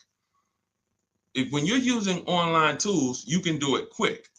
Look, Ansley got a car. He said right here, he got his what did Ansley get? He got an Infinity truck. He got a 2024 QX. He said, I started the process Saturday. I accepted a deal Monday. Got the car delivered on Thursday. One weekend. Started the process connecting with dealers on Saturday. Had offers coming in, accepted an offer on Monday. He got a 1% lease deal, $554 a month on a $58,000 vehicle. You can do this on new cars. You can do this on used cars. You have the internet as at your disposal. You just don't know how to use it. And you have people you have two departments in car dealers. You have what I call the sales floor. That's who I used to work with, the sales floor. Then you have the internet sales department. The internet sales department is to try not to give you a price and to make people who are trying to shop online get frustrated so they eventually come in. That's the goal of the internet department. And you have to know that the reason why it's hard for you to get quotes online is because you don't know what to give a dealer to get quotes. You don't know. You got to give them your zip code so they can work the tax. You don't know. They need to know what vehicles are in your household. You're getting defensive. Hey, why are they asking me for this? Well, it's because they need this stuff. That's why in my templates, I give you this stuff. They need to know what cars are in your household. They need to know when your deadline is. They need to know what your zip code is. They need to know what credit they should assume. These are the things this is why, Deshone, I tried shopping online, but it was so hard. I know, because you don't know how to do it. And if you admit you don't know how to do it, then we can help. But without unlearning, without saying, you know what, I need to unlearn this stuff that I was taught, you're just going to keep repeating that. So that's why I'm bringing you this and showing you people who are just like you. You have to shop the offers. And once you do that and you learn how to do it in 90 minutes, you'll be like, oh, I can shop any offer I want. Any car I want, I can find out what the best offers are in 90 minutes. But we got to get you there. Go ahead, Dolan. Shoot the next one up, bro. Unique Devo on Instagram. Car payoff 1 year. Should I trade it? 2015 still running. Well, it sounds to me like you want a new car. Look, the cost of replacement is expensive. If you're considering replacing your car, I always say it's always cheaper to keep it. It's always cheaper to keep it. If you can put, do you have a local mechanic? You should. Everyone who has a car, especially an older car, you should have a local mechanic. Why? Because a local mechanic is going to save you 50% off of what a dealership is going to go through. There's some people who religiously go to dealerships every time something on their car goes wrong or breaks. They go to the dealership. Even with engines. Yeah, Deshone, I put a new engine in and paid $10,000. Listen, local mechanics will actually save. They're worth their weight in gold. And so if I can keep my car running, that's what you want to consider. Now, you still owe money on this car. So you shouldn't be buying cars. You should be leasing cars. Because anyone who is replacing their cars while they still have a payoff should be leasing. That's a clear indicator. There's many indicators. I gave you one. If I'm not keeping the car 8 years, I should be shopping for a lease. If you historically replace your cars while they still have loans on them, you should be leasing, because you're paying all the time. You're never getting to what I call the reward stage, which is a paid off car that is not depreciating anymore, that's in your driveway. You can keep it. You can give it to a family member. It's just a dependable vehicle. You pay a little bit every year to keep it running, but you have hundreds of dollars every year that are thousands staying in your household because you don't have a car payment. That's the reward stage. You have to get there. And if you're like Deshone, I don't keep cars that long, then you are overspending and you should be leasing, paying low payments, cents on the dollar. My first lease, I paid $256 a month for it. $256 a month. I had a Pontiac G6, brand new car. I had a friend who was paying $500 a month. Bought a Toyota. Bought it. And that's cool. If I wasn't in the car business and if I didn't have my sales manager at the time say to me, hey, why don't you lease something? I wouldn't have known. I probably would have went and bought something too. But once I saw that, I'm like, wait, I'm paying half the price of my peers. I'm driving a brand new car, and it just kept going. I leased after that, I bought a Pontiac G6. I kept that for 6 years. I didn't know about the 8-year rule at the time. I bought it 6, 7 years. Then I leased a Infiniti Q. I got the G25. It was $325 a month. That was my best offer at the time. That was a $35,000 vehicle. Then I got an Infiniti Q50 when they first came out. That was a $44,000 vehicle. I paid $345 a month. Then I got another Q. I had 3 Q50s in a row. The next one was $365, and then the highest one went up to $390. I want to say $390. So yeah, $390. I never went over $400 a month. These are $45,000 vehicles. Then I got a Jeep Grand Cherokee 2018, $35,000 vehicle, $330 a month. They're lying to you. Like all of this stuff that they're programming you to, leasing is renting a car. Banks don't buy cars. Pay attention to what I'm saying here. Banks don't want cars on their books. Why don't banks want cars on their books? Because they're depreciating. And look, let's address this. Rick just said on TikTok, but leasing a vehicle only gives you minimal mileage. You pick the mileage on a lease, Rick. You pick the mileage, brother. Hold on. Turn off this. You pick the mileage. Let's get into some real misconceptions about this whole leasing thing. They give you the mileage. Anytime you've ever heard of somebody going over their mileage, if it wasn't a life change situation, like, I used to live close and then I now live far, it's because they wanted to save $20 a month. The payment for 10,000 miles a year was $380. The payment for 12,000 miles a year was $405. They said, you know what, give me the $380. And then get ridiculous. If I go over, I'll just buy the car. Horrible. Why would you buy a car that is not meant to be bought? When you look at the price to buy a lease out, it's not meant to be bought. They don't want you to buy it. They want you to give it back to them so that they can sell it as a pre-owned car. So they say, bring this car back in 3 years, have 30,000 miles on it. You can buy it. You go over by 10,000 miles and then you buy it for the same price. It's just horrible. But it goes back to the fact you didn't pick the right mileage.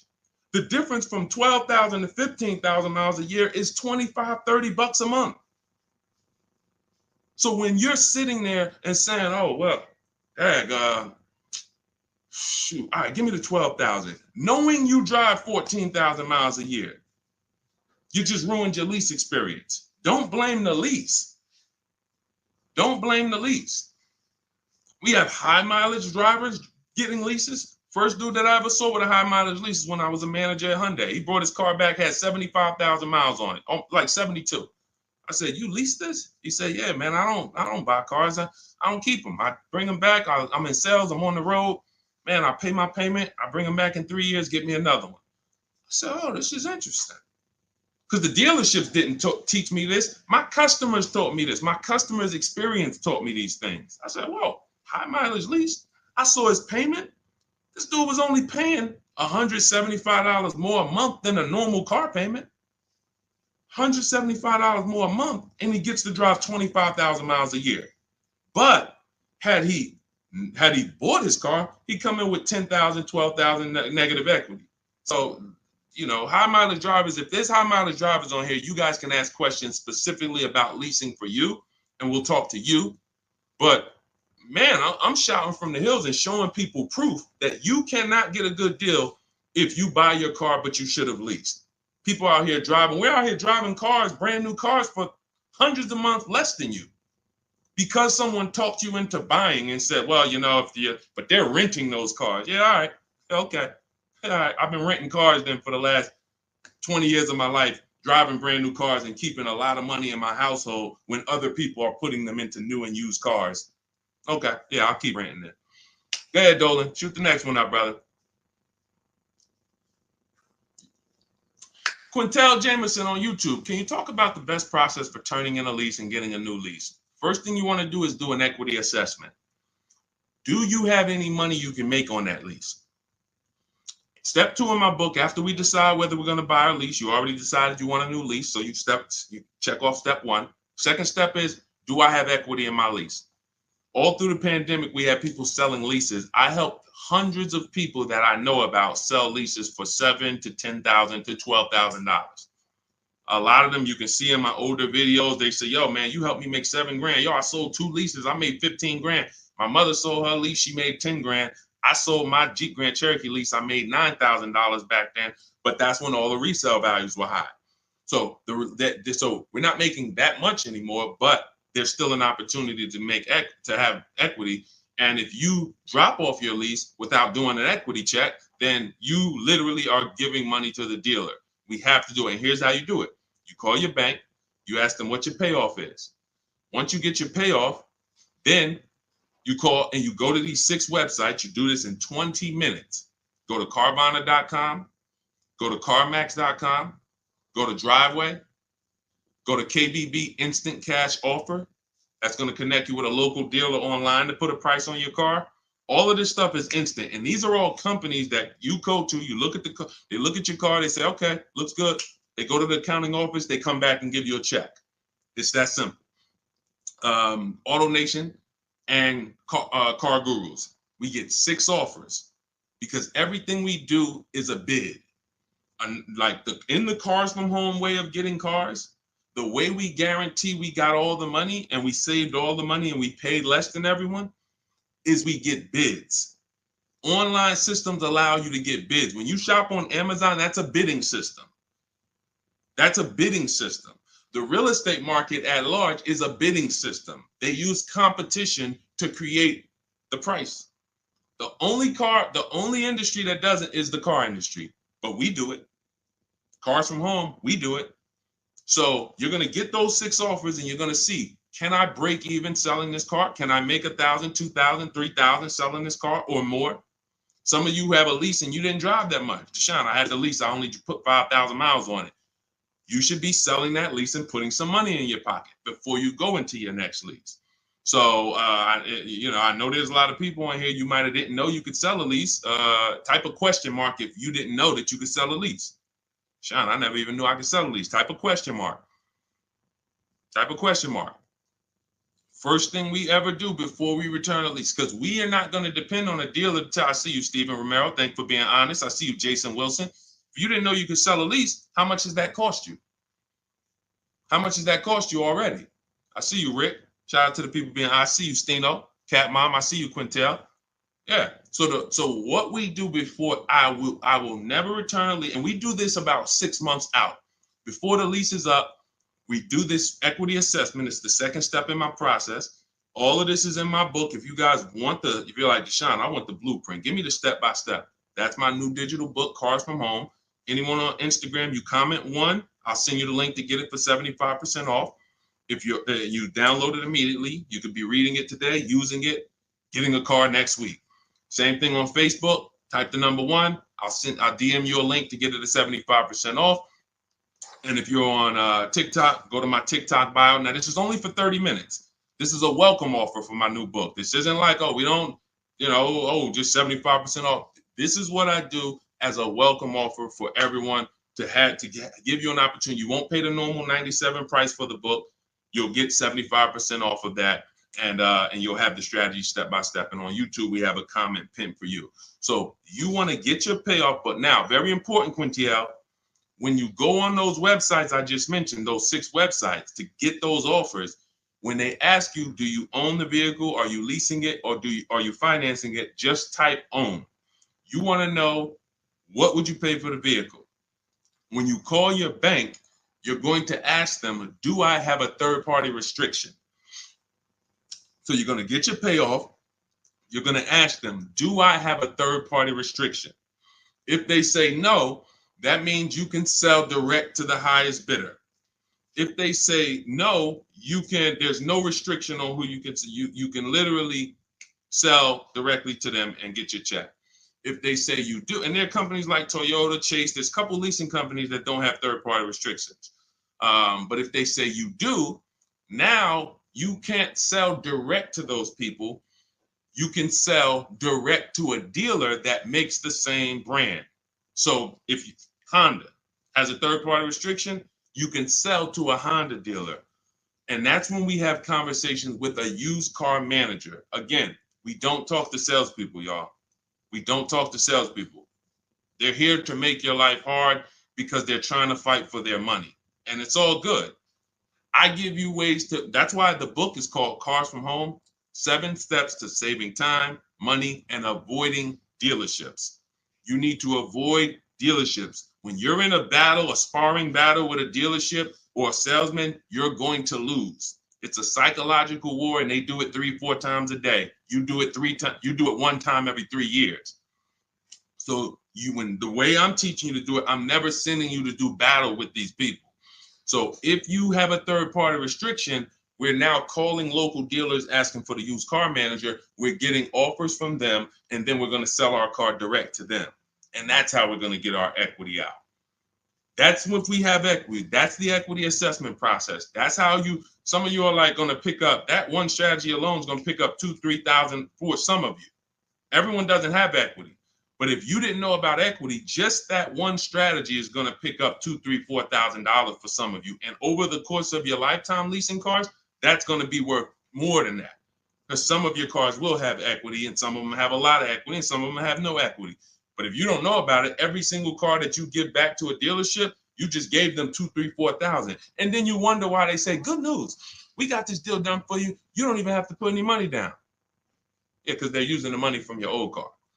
So once you assess your equity, that's when we go into shopping for the new car. We got to see if we have equity first before we think about shopping for our new car. That's step 1. Okay? Do that before anything. All right, Dolan, cue the next one out. See, I'm not going to give her, if y'all notice, I'm not going to give her the whole playbook. Why? Just to confuse her? I'm not going to tell her, oh, once you do this, then go do this, then go do this. And then when you check your car, this is how you do your test drives. And this is how you make sure. And then this is how you, why would I do that? I like step by step. Does that make sense? Type the light bulb emoji if you're on a cell phone. Type the light bulb emoji if that makes sense. Why would I give her what to do at step 5? She hasn't done step 2 yet. Get your equity, Quintiel. Find out if you have equity first. Do that exercise that I just said, and then come back and we'll talk about the next step. You come back and say, Deshone, I did it. I don't have equity. Perfect. Now let's move to the next step. Deshone, I did it. Good news. I have $3,000 of equity. Perfect. Now let's move to the next step. Okay. Go ahead, Olin. All right. So here we go. This is Selly H20 from Instagram. My vehicle was totaled this week. Sorry to hear that. Hope you're all right. I'm going to the dealer today. What should I know? The dealer today, there's 17,000 new car dealers in this country, 100,000 used car dealers. Every dealer has a different price. So you're going into what is the benefit to you of going into the dealer? You think, oh, well, I'm sold on my car. The best thing you can do right now is ask yourself the first question. Are you keeping your next car 8 years or not? Are you keeping Selly H on Instagram? Are you keeping the next car you're getting 8+ years or no? Let me know. This is Selly on Instagram.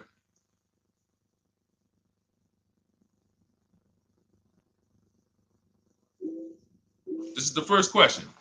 I want to give her time to ask.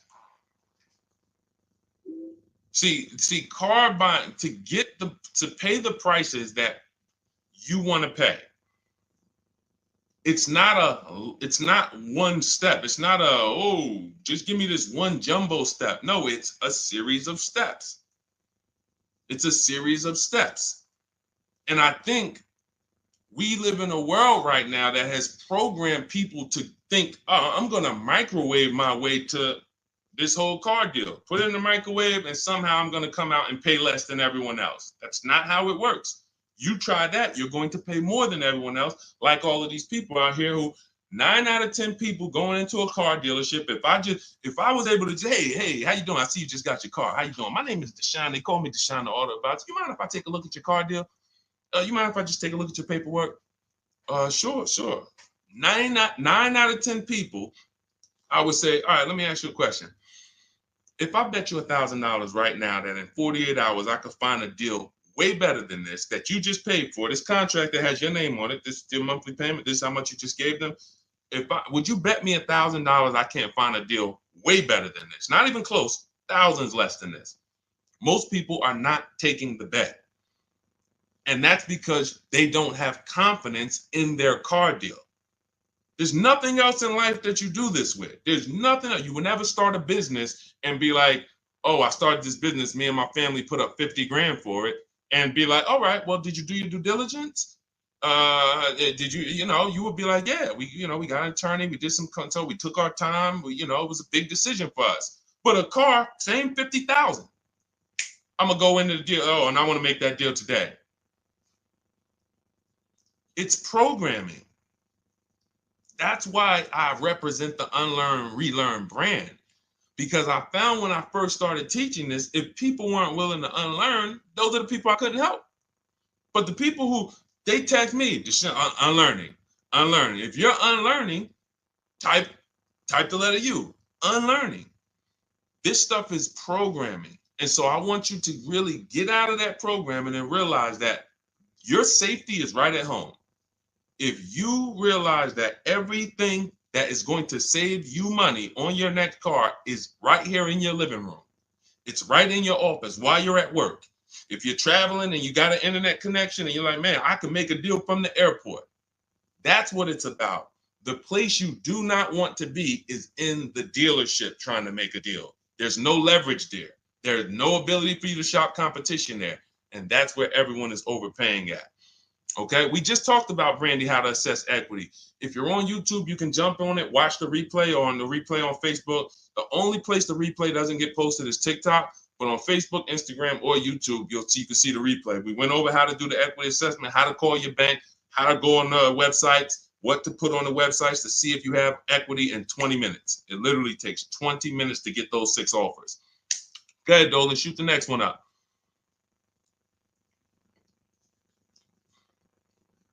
Steven Romero from TikTok, shopping through Carvana. Carvana is one marketplace. That's all it is. Carvana, I know Carvana is, oh, you don't have to see, the reason Carvana wins is because people are scared of dealerships. There's no other reason than that. Carvana has historically paid more, especially throughout the pandemic. They were paying more to buy cars than anyone else. So let me ask everybody on here a question. We got at least, we got a good number of people on here. Let me ask, got some intelligent people. If you are paying more than anyone to buy cars, when you sell those cars, are you going to be higher or lower than anyone? If you're paying more than everyone, you're paying more than dealerships to buy cars. Everyone was selling their cars to Carvana, selling their cars to CarMax. If you are paying more than everyone else to get your inventory, when you sell your inventory, is it going to be higher or lower than everyone else? Exactly. Higher. Exactly. But how do they do this then? They do this because people are scared of dealerships.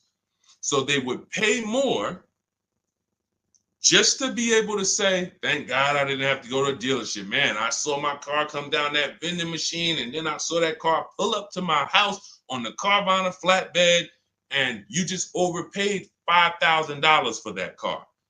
They charge you for their service. Hey, to avoid going to a dealership, listen, we're not giving you the best price, but we are giving you the best experience. In our case, there's tons of dealers who will deliver a car to you. There's tons of dealers who you can have the same experience with. Every time we get a car, we have the same Carvana experience. My experience, the people who, look, everybody who you're going to see me go after right now, and if you hop on YouTube, you'll see this. Look, Tosha's experience, just like Carvana, did it from home. Look, Vincent got his used car, 43% off, 3-year-old Lincoln, 43% off the original price. Got it on, got it from home. Look, Ansley, we already went over Ansley. Sean saved 20 grand on his F-150 from home. That's a Carvana experience. Look, Rosalie, we already talked about her. Carvana experience. Look, Jen got her Subaru, leased it from home. You can give yourself the Carvana experience without paying the Carvana price.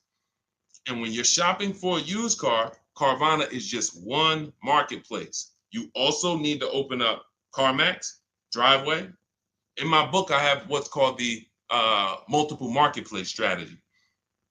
The way you shop for used cars, the way we shop for them, is different than the way we shop for new cars. New cars, we use a strategy called the 25 to 5. That's when we reach out to 25 dealers. So we're shopping for a Toyota. We're going to reach out to 25 Toyota dealers online. We do this in 20 minutes. We send them our templates. All of that is in my book. It's a digital book. You copy and paste my template. So you do need to be able to copy and paste. Let me preface that. Do not get my book if you're not familiar with copying and pasting and emailing. I got to preface that. I know people, Deshone, isn't everybody good with that now? No, everyone's not good with that. I've been doing this for 3 years now. I know everyone is not able to copy and paste and just send emails. You know, everyone, that's just, so I have to preface that. But that's how we reach out to new car dealers. We're going to reach out to them for leases and for new cars online using scripts, and we're going to get 5 offers with the scripts. With used cars, it's totally different. We're not reaching out to 25 dealers. Every dealer has their inventory on a marketplace. If they don't have their inventory on a marketplace, do not shop for it. Don't talk to them about it. If they don't have that inventory in a place where it's in a competitive environment, I don't want to talk about it. Who saw the video when I was in the car dealership and I said, this is a used car, it doesn't have a price on it. I was in the car dealership and I said, look, anytime you see a used car, if it doesn't have a price on it, you know, don't negotiate on it. If you saw that, type I saw it. Whenever someone is not putting a price on a vehicle for any reason, it's because they want to make the price up and negotiate down. So let's just say I'm a slimy dealer. Let's say I got a $40,000 car. It was $40,000. I was at a dealership yesterday. We made a commercial about a dealership, and I looked in the car. It was a used car. It was a 2018. It had, the only price it had on it was the original price of the car. So it had literally, it was around a $40-something thousand car. It didn't have a used car ticket, $22,000, nothing like that. So it had a $40,000, and it had all the stuff that was in the car, original. But it's a 2018. So what happens when a person says, hey, how much you want for that car? And there's no internet that they're comparing that to. They're going right on there and just saying, okay, that person has a great opportunity to make up a price and say, well, you know, we're asking $24,000 for it, but you know, our asking price is $24,000. Oh man, that sounds a little high though. You know, it's 2018. You know, you can't do no better than that. You know, I mean, what you have in mind? You know, I'm trying to be around 20. You know, I'm thinking closer to 20. Then I don't know if I could get to 20. I might be able to to see if maybe we could like split it, go up the middle, you know, between, you know, like around 22, something like that. Why don't we take the car for a ride? Let's see if you like the car. You're already in the mouth of the snake. You are literally a mouse in the viper's mouth. Once you've already agreed to talk about a car that doesn't have a price on it, you're done. Because let's just say if that same dealer had to list that car online, that car might have been listed for $18,000. But because you walked in and started talking about it and say, hey, well, you know, what do you think? This is how people leave happy. Man, you know, let me ask you, honey, you get home with your wife, like, you think you got a good deal on this? I think so. I think the guy worked with me because, you know, they said they was asking 24. And you know, I went in there and you know, we made a deal about 22, a little under 22. He took off 2,000 from me. No, he didn't. There was no real price. So this is why you want to be on marketplaces where all the prices are listed. Cars.com, cargurus.com, carfax.com, carmax.com, carvana.com. That's one of them. 8 market, eBay Motors, one more, Driveway. So there's 8 marketplaces, 8 major marketplaces. And you want to sit back and shop for your car like you be shopping for a TV on Amazon. And you'll realize once you start doing this, you'll see The same car that was at my neighborhood dealer that I liked, there's 50 of them within 100 miles of me. There's 50 of them. In fact, once I pull a Carfax, I'll see that one didn't even have a good Carfax, the one I was looking at. That one didn't even have the service records that I want to see.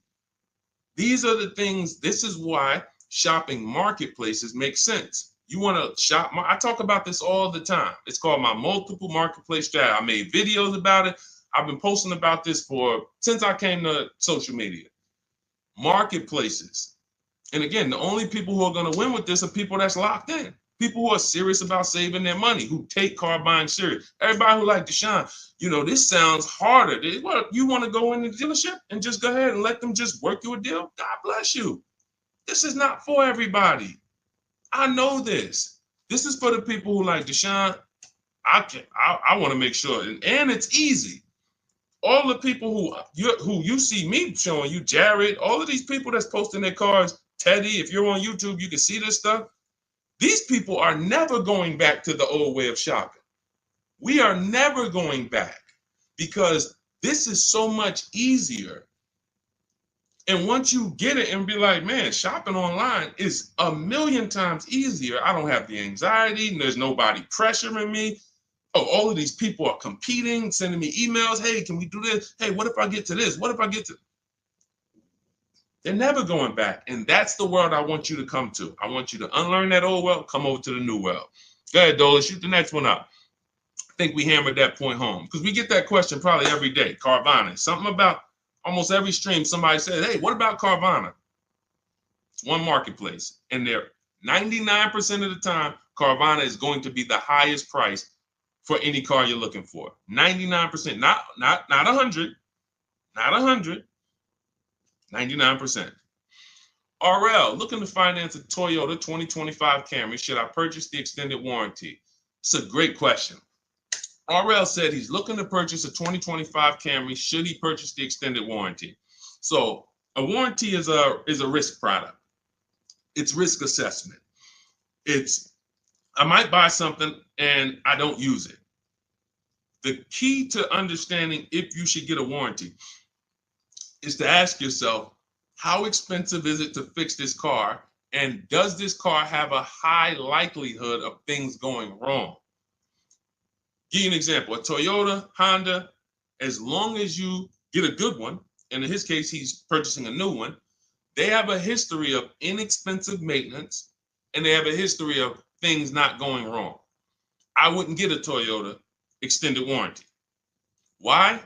Because the $1,800 or $1,500 or $2,000 I'm going to pay, I have to get that money back and then some to make it work, to make it worth it. That means $3,000 of things need to break on that Toyota for that warranty to have made sense for me to get.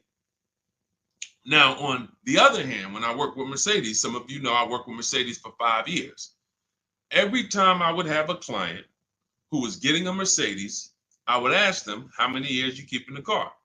If they said they were keeping it a long time and they weren't going to lease, then I would tell them after we made the deal, buy as much warranty as you can afford.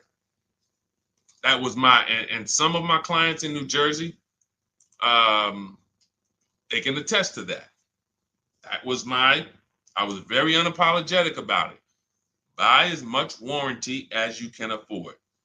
Because when something breaks on a Mercedes-Benz, nothing is less than 4 digits.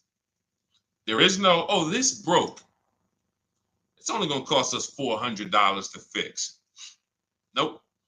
So the price of the extended warranty on a Mercedes-Benz or a BMW or a Porsche or anything that has a high, and I have this, we handle this in my book in step 6. This is in the paperwork and protection step. Everything is accounted for. So everything on this stream I'm teaching is out of my book. It's everything. So when we're looking at, and where does this vehicle rank in terms of repair costs? Is it on the higher side? If so, the warranty makes more sense to get. If it's on the lower side, warranty makes very little financial sense to get. And that's how we gauge getting extended warranty. It's a risk assessment. All right, good question though. Very good question.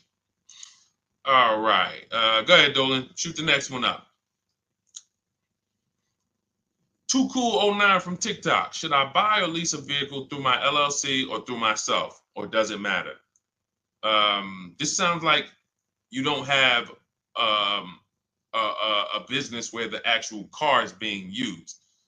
If you, a realtor, for an example, and could y'all double tap, keep double tapping the screen, keep running those likes up. I appreciate y'all on TikTok. Every time y'all double tap the screen, y'all run the likes up and keep them moving. TikTok continues to tell people about the broadcast. And shout out to the sharers. I appreciate you. Matter of fact, I got to jump off of here because what I'm going to do is, no, I'm not going to jump off now, but I have to do something. Somebody who shared yesterday, I got to go to my DM and I got to send her, I'm literally just talking notes to myself. Okay, so big talk about buying in LLCs lately. Big talks. You know, you see videos about it, get caught through your LLC. There's going to be tons of people audited who had cars in their LLC, writing certain things off and are not using the car for business. It's going to be very, very bad. It's coming because the IRS may come later, but they come. When they see, okay, we see people getting all these cars, they know the social media videos and people just putting cars in the LLC. If you are a realtor, for an example, when I was with the dealerships, I dealt with a lot of realtors. Came in, put cars in the LLCs. Why? Because they're on the road. They're using the car for business. They're writing off certain things, be it the maintenance, be it the repairs, or they're writing these things off. Why? Because it's actually business being done with the car. On the opposite end, you have people who have no business at all that involves that car. They're not traveling with that car to clients' houses. They're not doing it, but they want to buy the car and they want to write off tons of stuff or have some type of tax advantage. And now, I'm not a CPA, I'm not an accountant, I'm not giving you tax advice. I would just tell you that if your business does not involve a car or travel, I'm not going to ever tell you to put a car in an LLC name. Now, you talk to your accountant about that, talk to who does your taxes, but that's really the basis of if I should get a car in my LLC or not. Does my business do business with a car? That's it. And after that, you decide, how long am I going to keep the car? Then it goes back to the most important question. How many years am I going to keep the car? 8 or more, I'm going to buy. Less than 8, I'm going to lease. That's it. That's it. A lot of audits are coming. I'm telling you. You see the PPP loans. It took a while, but people are going to jail now. It's going to be the same way with these cars. People are not going to be able to pay some of these people getting Range Rovers. Yo, hey, I see you. You got this Range Rover. You wrote off like huge amount. Let me tell you, how much business was done in this car? Oh well, it's going to be it's going to be bad. That's why financial literacy is important, people. Okay, so all of this is out of my new digital book, Cars from Home, 7 Steps to Saving Time, Money, and Avoiding Dealerships. I can sit here all day for the next 2-3 hours talking about the strategies we use, the process we use, the system I created to help all of these people that I've been talking about in the broadcast save this money. You can see these deals, and some of you are going to go and you'll see, wow, I got that same car. I got to hit you with the bad news first. The bad news is, hey, Rodney Brown, I'm sorry to tell you, my man, but the same car you have, we just helped somebody get it and look what they paid. Dang, they paying a lot more than me. They put money down? No, they didn't put any money down.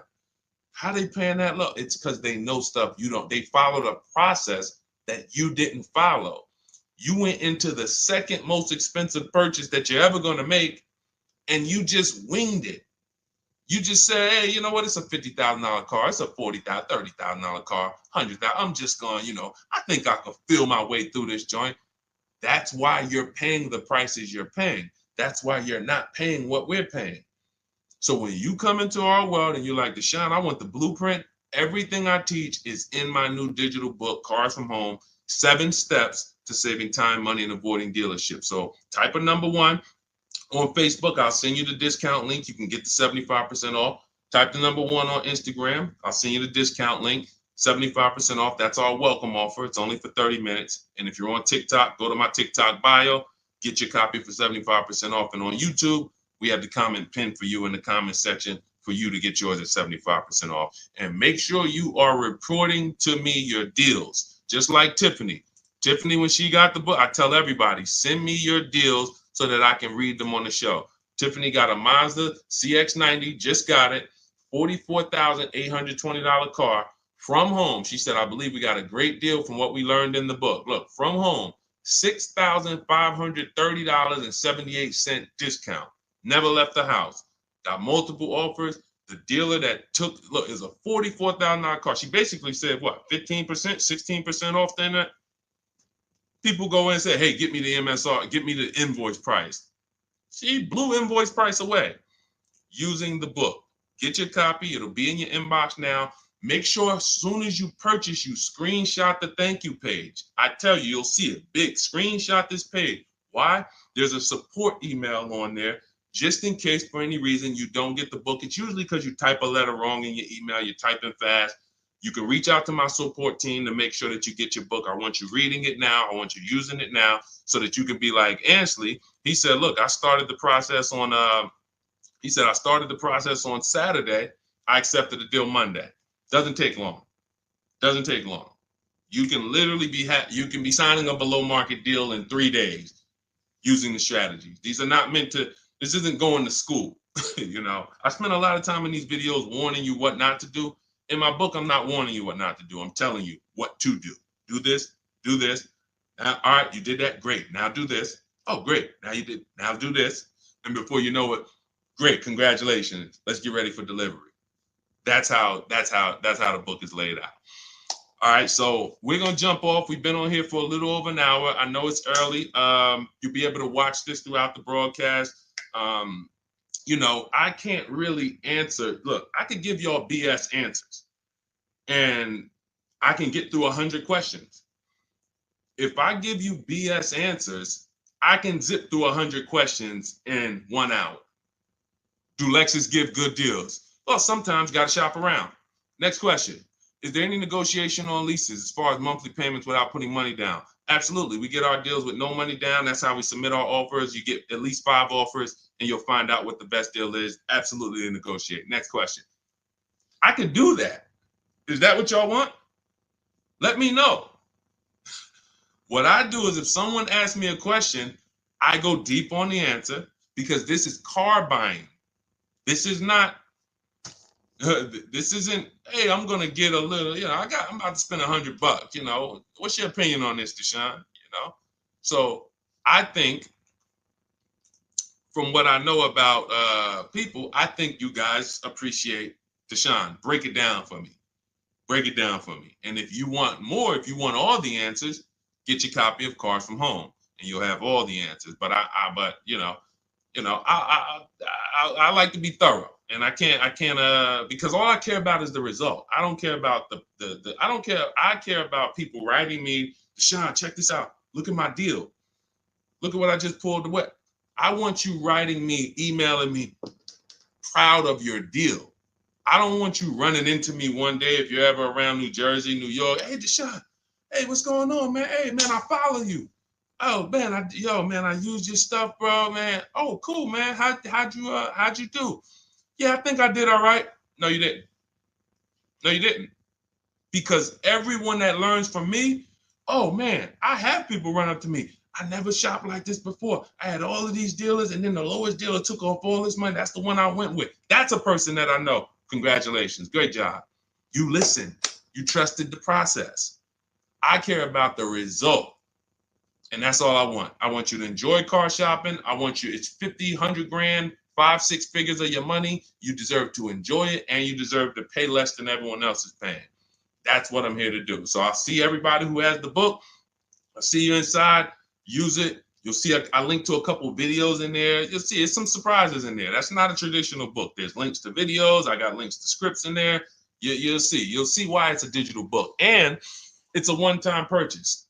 Anytime something gets updated, like Vroom went out of business a couple months ago, they used to be in our strategies. They were in our marketplaces when we shop for used cars. Vroom was on that list. And they were in the when we do our equity assessment, Vroom was on the buyers list. If I had mailed out a book, if y'all were buying a physical book for for these strategies, that means now I got to make another book, and then I got to say, all right, guys, well, this is edition 2. That was edition 1. Vroom's out of business. Next thing you know, you're getting edition 40, and you're like, dang, every time a new website comes out, because we do online, dang, I got to buy another book. Nope. With Cars from Home, what we did, soon as Vroom went out of business, I went in, I updated the master file, uploaded it, all the thousands of people that have the book, and about 9,000 people have the book right now. So this is, you can go on Goodreads, you could type in the Cars from Home book online, you'll see, oh shoot, this book is out there. It's already 5-star rated. So this is what it's about. Results. Grab your copy in my Instagram bio or my Facebook bio, or everybody that types the number 1 on Facebook, I'll DM you the link exactly to get this discounted price. Everyone on TikTok, you go to my TikTok bio, click that website, and get your 75% off. And then on YouTube, we have it pinned in the comments. So use this stuff, win with it, write me with your deals, y'all. Stop overpaying. You don't want to be like these people out here. You don't. They're getting hammered right now. They think there's no deal. Oh, when is the market going to get better? It's never going to get better for them. It's never. They're going to keep doing the same thing. And it's sad, but that's not what we're here to talk about. Let's get you to paying less than everyone else. All right. So I'm gonna jump off, y'all. Have a great day. We'll be back for another stream, sometime next week. I'll see you soon.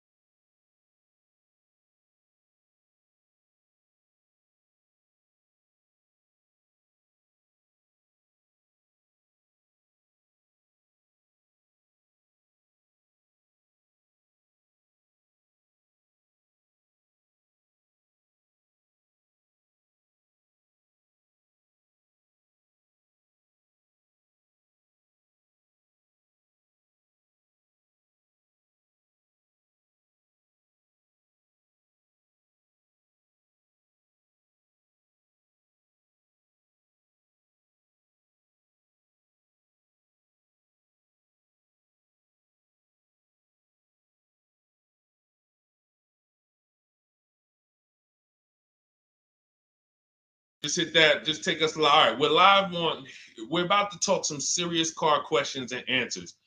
I want you to ask any question you can think of concerning car shopping so that we can dig deep into it. It looks like Facebook we continue to have trouble with, and I think it's because we already have a stream going there. See if you can get out of that stream, Dolan, if you can cancel that stream so that we can get on the Facebook. But I want you guys to start asking your questions. And Dolan, bring the first question in so we could get the show on the road. And then what we'll do is we can check the back end and try to delete the broadcast from Facebook so that we can get on Facebook. Okay, this is Sam from TikTok. So there's a car for $7,000. I want to sell my car worth $12,000. Can you explain that? Well, who are you selling your car to? If you say it's worth $12,000, then all right. We only get offers to find out what our car is worth. We don't use algorithm sites because that's worthless. An algorithm site is a site like Kelly's Blue Book. You punch in your year, make, model, and in 3 seconds it tells you your vehicle's worth $12,000. Right now, we have companies that bid against each other. And what you want to do is you want to go on your computer, go to CarMax.com, go to Driveway.com, go to Carvana.com, go to AutoNation.com, go to Kelly's Blue Book Instant Cash Offer.com, and go to Car Gurus.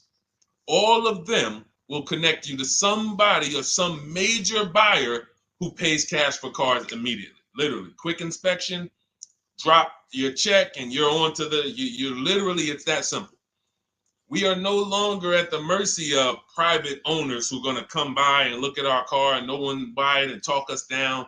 There are extremely competitive buyers in the market that I've been telling people about since 2021 when we were cashing out. I was big on telling you guys during 2021 to 2023, during that whole pandemic run, cash out now, because the values of those vehicles will never see them again. So there are some people who cashed out, but that was also the beginning of showing people that you can sell to what is called institutional car buyers. And that is what stopped people from trading their cars. There are people who have learned from me, and maybe other people have mentioned this, that will never trade a car again because you're not getting the money that it's worth. So you go to those 6 companies, Sam, it should take you no more than 20 minutes. They're going to give you their best cash offers. And then you can sell to them and you can go buy something else. But what I want you to get in the habit of doing, everybody, is separating your transactions. What does that mean? Who you sell your car to is different than who you buy a car from. And you need to maximize each transaction. And you're never going to do that mixing all your transactions together, which is what most people do. They go into a dealer and they say, hey, I want to buy a car from you, and I want to trade my car into you, and I need a loan. 3 transactions. We don't do that. We separate them and we bid each one out using online tools. And that's how we get the prices we get. And that's how we pay less than everyone else. Okay. So the biggest thing, first thing, is go to those 6 websites: CarMax, Driveway, Carvana, KBB, Instant Cash Offer, AutoNation. And all of you who want to find out what your car is really worth, you go to these 6 websites, get your 6 offers, and then you'll find out what your car is really worth. We do not depend on any dealer to tell us what our car is worth at all. Okay? Shoot the next question up, Dolan. And you guys can continue to type your questions. We're bringing them in from all platforms. This is Terrell Taylor. By the way, everything that I'm talking to you guys about is out of my new digital book. It's called Cars from Home: 7 Steps to Saving Time, Money, and Avoiding Dealerships. Some of you may have it. If you have it, shout out to those who have it, and shout out to those who've used it to actually pay less than everyone else. And make sure I want you to be like Tiffany. Send me your deals. Send me your deals. When you get your cars, I want you to actually send me the results. Look, this is, oh no, that's not Tiffany. That's someone else who used the book. Look, used the book, got $175 a month less than her first quotes before she used the book.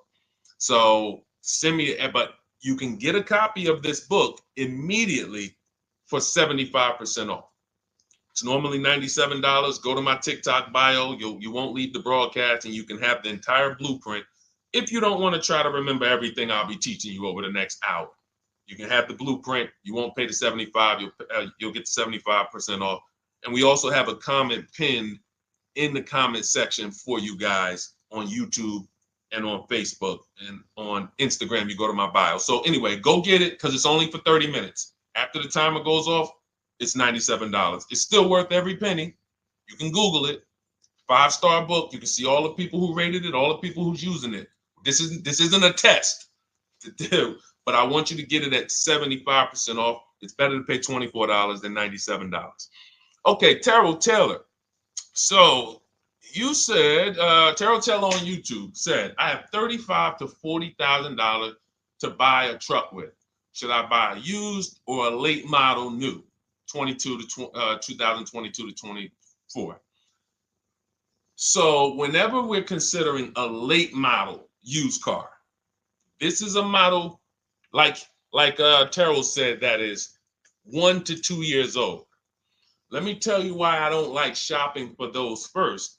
I like to shop for a new price first. Whenever you are buying 1 or 2 year old used vehicles, you have to realize something. How do dealers get used cars? Trade, or they get them off lease, they buy them.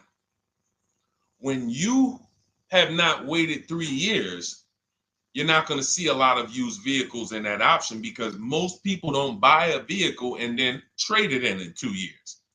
So you're not going to see a lot of 1 and 2 year old used vehicles. I don't like that, because when there's not a lot of a vehicle, the people who have that vehicle get to set very high prices that we have nothing to compare it to. And that's a recipe for losing and overpaying. I've had people come to me who are looking like you, and what I say is, I say, okay, shop for a new one first. I'm gonna tell you why. When you shop for a new one first, you get to see what the market value is. So take Sean. I'm showing Sean. Some of you have seen Sean. He got an F-150 Lightning XLT, $73,000 vehicle. Using what we teach and getting bids from home, using the Cars from Home system, he saved $21,000 on a new one. That was his best offer. He got multiple offers because we always get at least 5. So his best offer, he saves $21,000. If he had gone to look for a 1 or 2 year old one of this, he would have never known that the new ones he can save $20,000 off of if he shops right. Now, some vehicles, it might be $7,000 off, $10,000 off, $5,000 off. The point is, until you know what the new market is for a vehicle, you can't shop a 1 or 2 year old one. Because what happens if you shop a 1 year old version of what Sean got, and he goes and he pays, he pays 65 for it because he thinks, or let's say 60. Let's say 60. A brand new one, 73. Someone else is charging 60. All right, it's 2 years old. Let me get that one. Not 15 grand off. Problem is, he just overpaid for a vehicle because he could have got a new one for less than he got that 1 or 2 year old one. That's why the recent shoppers, anytime you guys are shopping 1 or 2 year old, you have to shop new first to find out what the market is. Now, in my book, I have my strategies for shopping new online and shopping pre-owned. It's totally different. Pre-owned, you want to go to all the marketplaces. If a vehicle's not on a marketplace, y'all, don't shop. Don't look at it. What does that mean? You ever walk into a used car dealer and you see a used car, but there's no price on it? Type a $ if you've ever experienced this. If you've ever looked at a deal, you've been in a dealership, you see they have a used car, there's no price on it. Type a $ if you've experienced that. Okay, I see you, Terrell. Okay, perfect. I see you, Don Dickey. Okay, perfect. All right, we have enough people. All right, Makeover Forever Studios. I see you. Okay, Todd May, I see you. So this is a common thing.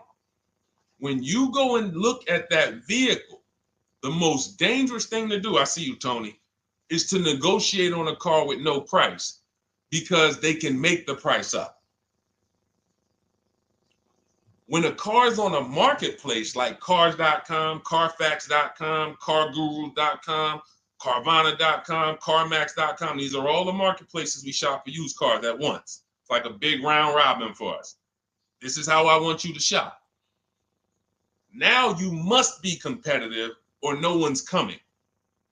Now, there's some people who try to pull a tactic. They'll list a car for 20. They have no intentions on selling it for 20. But they want you to come in and then they'll charge you more, fees, makeup fees and all of that stuff. That's why we always call beforehand. But we know the power is online. The competition is online. So when you're looking, Terrell, you're either deciding, all right, I'm either going to look for a new vehicle, find out what the market price is for the vehicle I'm looking for and how much I can save. What's my best offer? You need to get at least 5 offers. I'm telling you, it's going to be big differences.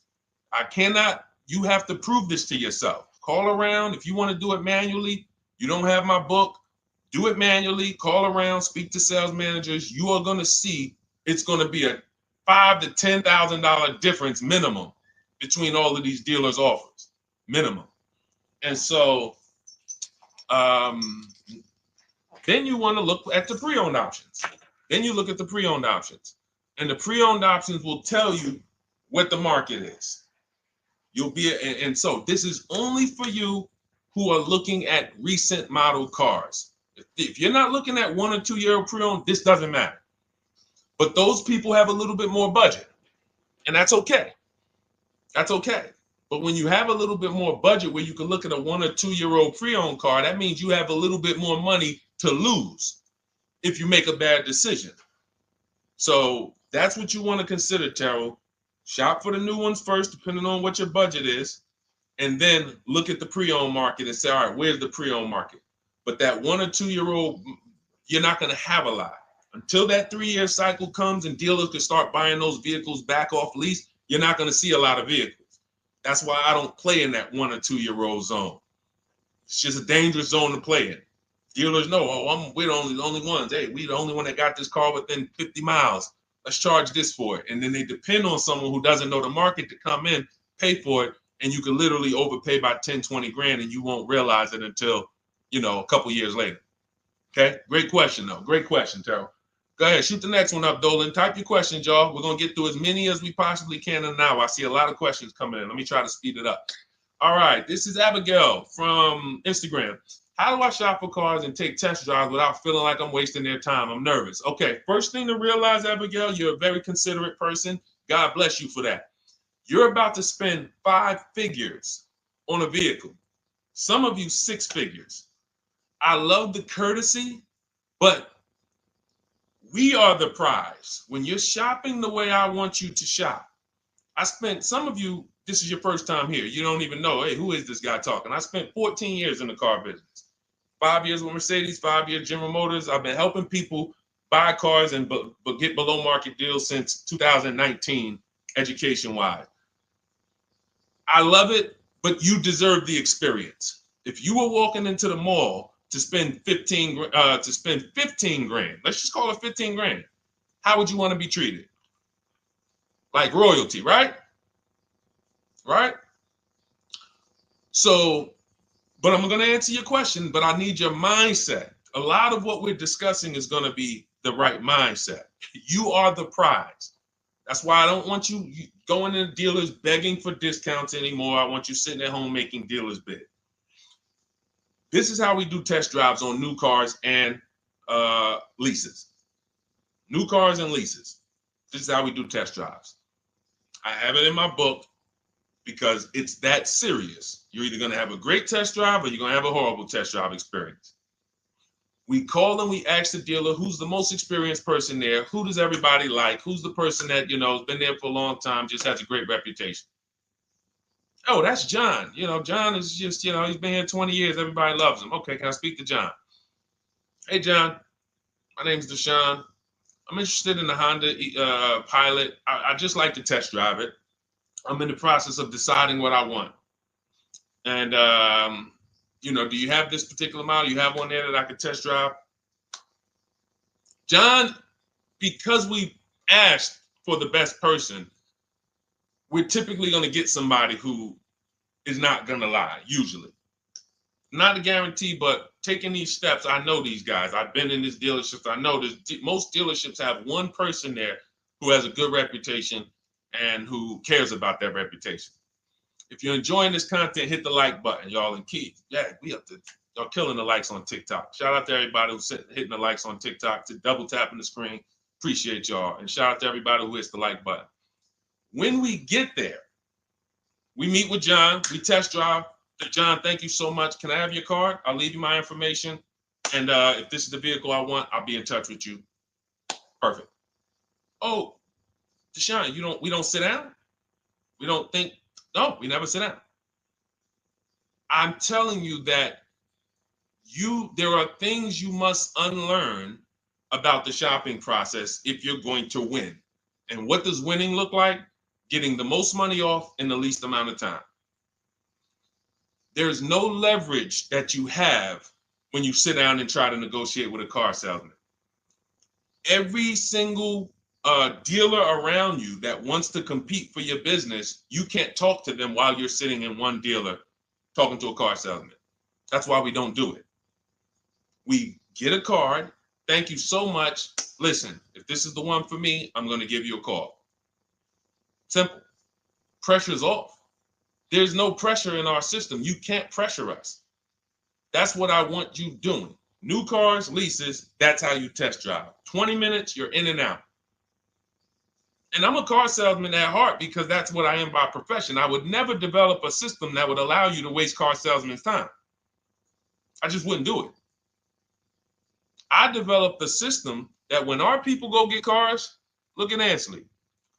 When our people go get cars, Ansley just got his lease, 1% lease, $58,000 Infiniti. Look, started the process Saturday, accepted deal Monday, all by Email. $58,000 car is paying $554 a month, no down payment. You know, we have tons of these. None of these people spent. Look at Jared. Lease like a boss, $569 a month down to $520. Volkswagen Tiguan, no money out of pocket. Let's go to a purchase. Pierre, pre-owned car purchase, got his 2022 Mazda, got a 20% discount off the original MSRP. This is 30 minutes. We are not spending more than 30 minutes in dealerships. Who doesn't want to spend more time in dealerships? Type me if you're like Deshone. I don't want to be in dealerships that long. You thought you had to be in dealers to save the big money, right? You thought you had to be in dealers to save the big money. I'm showing you as someone who pays less than everyone and who teaches people to pay less than everyone. Look, Kimberly, $20,000 off a Maserati, shopping from home. Because when you can talk to more people at once, the discounts fly off. And you see that all these dealers want to compete. So what you want to do, the best thing you can do to not waste people's time, Abigail, is to shop from home the right way. Because when you shop from home the right way, you realize it's only a few things you need to be in the dealership for. That's your test drive. I just told you how to set it up. With used cars, we do it at the end. But we're only there for a second. In fact, when you go to pick up your car, they're going to tell you, thank you. This was one of the most easiest deals I ever made in my life. Because you came in, you emailed us, you knew what you wanted, you gave us the information we needed, we made you an offer, you knew what you were decisive. We have all these scripts. By the way, in my book, I have all the email scripts. You don't have to even think about what you're going to say. It's literally copy and paste, copy and paste, copy and paste, copy and paste when we're shopping for new cars and leases. With used cars, before I go to the next question, I want to hit on the used car process. Used cars, we must test drive at the end. We can't test drive used cars over here and then go and buy another used car over here. So what we do when we narrow our choices down on all these marketplaces to our top 5 favorite vehicles, we need to verify that there's no bogus fees. When I was shopping for my Infinity truck, I narrowed it down to 4 vehicles. But I'm going to tell you something that's the most. Who's bought a used car in their life? Type the letter U. I need you guys to program what I'm about to say into your brain cells for the rest of your life. Type the letter U if you bought a used car or if you plan on buying a used car one day. Type the letter U. All right. I see you, Michael. Don Dickey. Okay. Terrell. I see you, Blizzy. Tony. Okay. Lori. I see you. Victoria. Anybody who plans on this. Let me tell you how. Okay, let me tell you how. All right. See, when I'm about to reveal big stuff, I got to kind of see how I want to say it. The marketplaces that we go to look at used cars on, they're never going to tell us what a great price is. And I'm going to tell you why. The only thing that matters, let's say we're looking at 4 white Honda Accords. 4, they're all white. These are the cars we want. We've narrowed it down. We're looking at 4. They all got similar miles, and their asking price is $20,000. The marketplace is going to tell you what they think a good deal is based on algorithms. Based on all the vehicles listed on the market, this is a good deal. This is a bad deal. Here's what matters. How much was the original price of each vehicle? Why is this the only important thing? Because if we're looking at 4 white Honda Accords, but one of them was $35,000 when it was new, one of them was $39,000 when it was new, has a sport package, some special technology. One was $31,000 when it was new, one was $29,000 when it was new. What's the best value? What's the best value? You see how we clearly just went from, wow, all of these vehicles look the same, similar price, similar asking price. But once we found out, wait a minute, this one right here was $38,000 new. This one here has the cameras in it all around and the self-driving package, and it has the same asking price, or it's maybe $1,000 more. This is what I call the true value discount. The true value discount. And let me tell you why the marketplaces will never tell you this. Because if they advertise the true value discount, someone has to be at the bottom. In other words, when you're looking at Honda Accords, if you could go right to the true value, who's giving me the biggest discount off the original MSRP? That means the car at the bottom, they might be giving you no discount off the MSRP. We saw that during the pandemic. It was people selling, who remembers people selling Toyota Camrys, 3-year-old Toyota Camrys, for the same price as they were when they were new? There was some deal, everyone wasn't. I know a couple dealers, I know a couple general managers who run dealerships who are ethical. And they said, look, I don't care what the market does. I can't sell a used vehicle for the same price it was when it was new. I'm not doing that. Because when that customer comes back in 3 years to deal with me, I'm going to have to help them again. And if I buried them in their car, then I'm not going to be able to help them. But there were plenty of people who was. The true value discount is all that matters, which means we have to know what the car was new. We have to find the Maroni label. We have to go on the Carfax. We have to go to where the window sticker is and get the original price. And then we'll clearly see, oh, that's the best used car.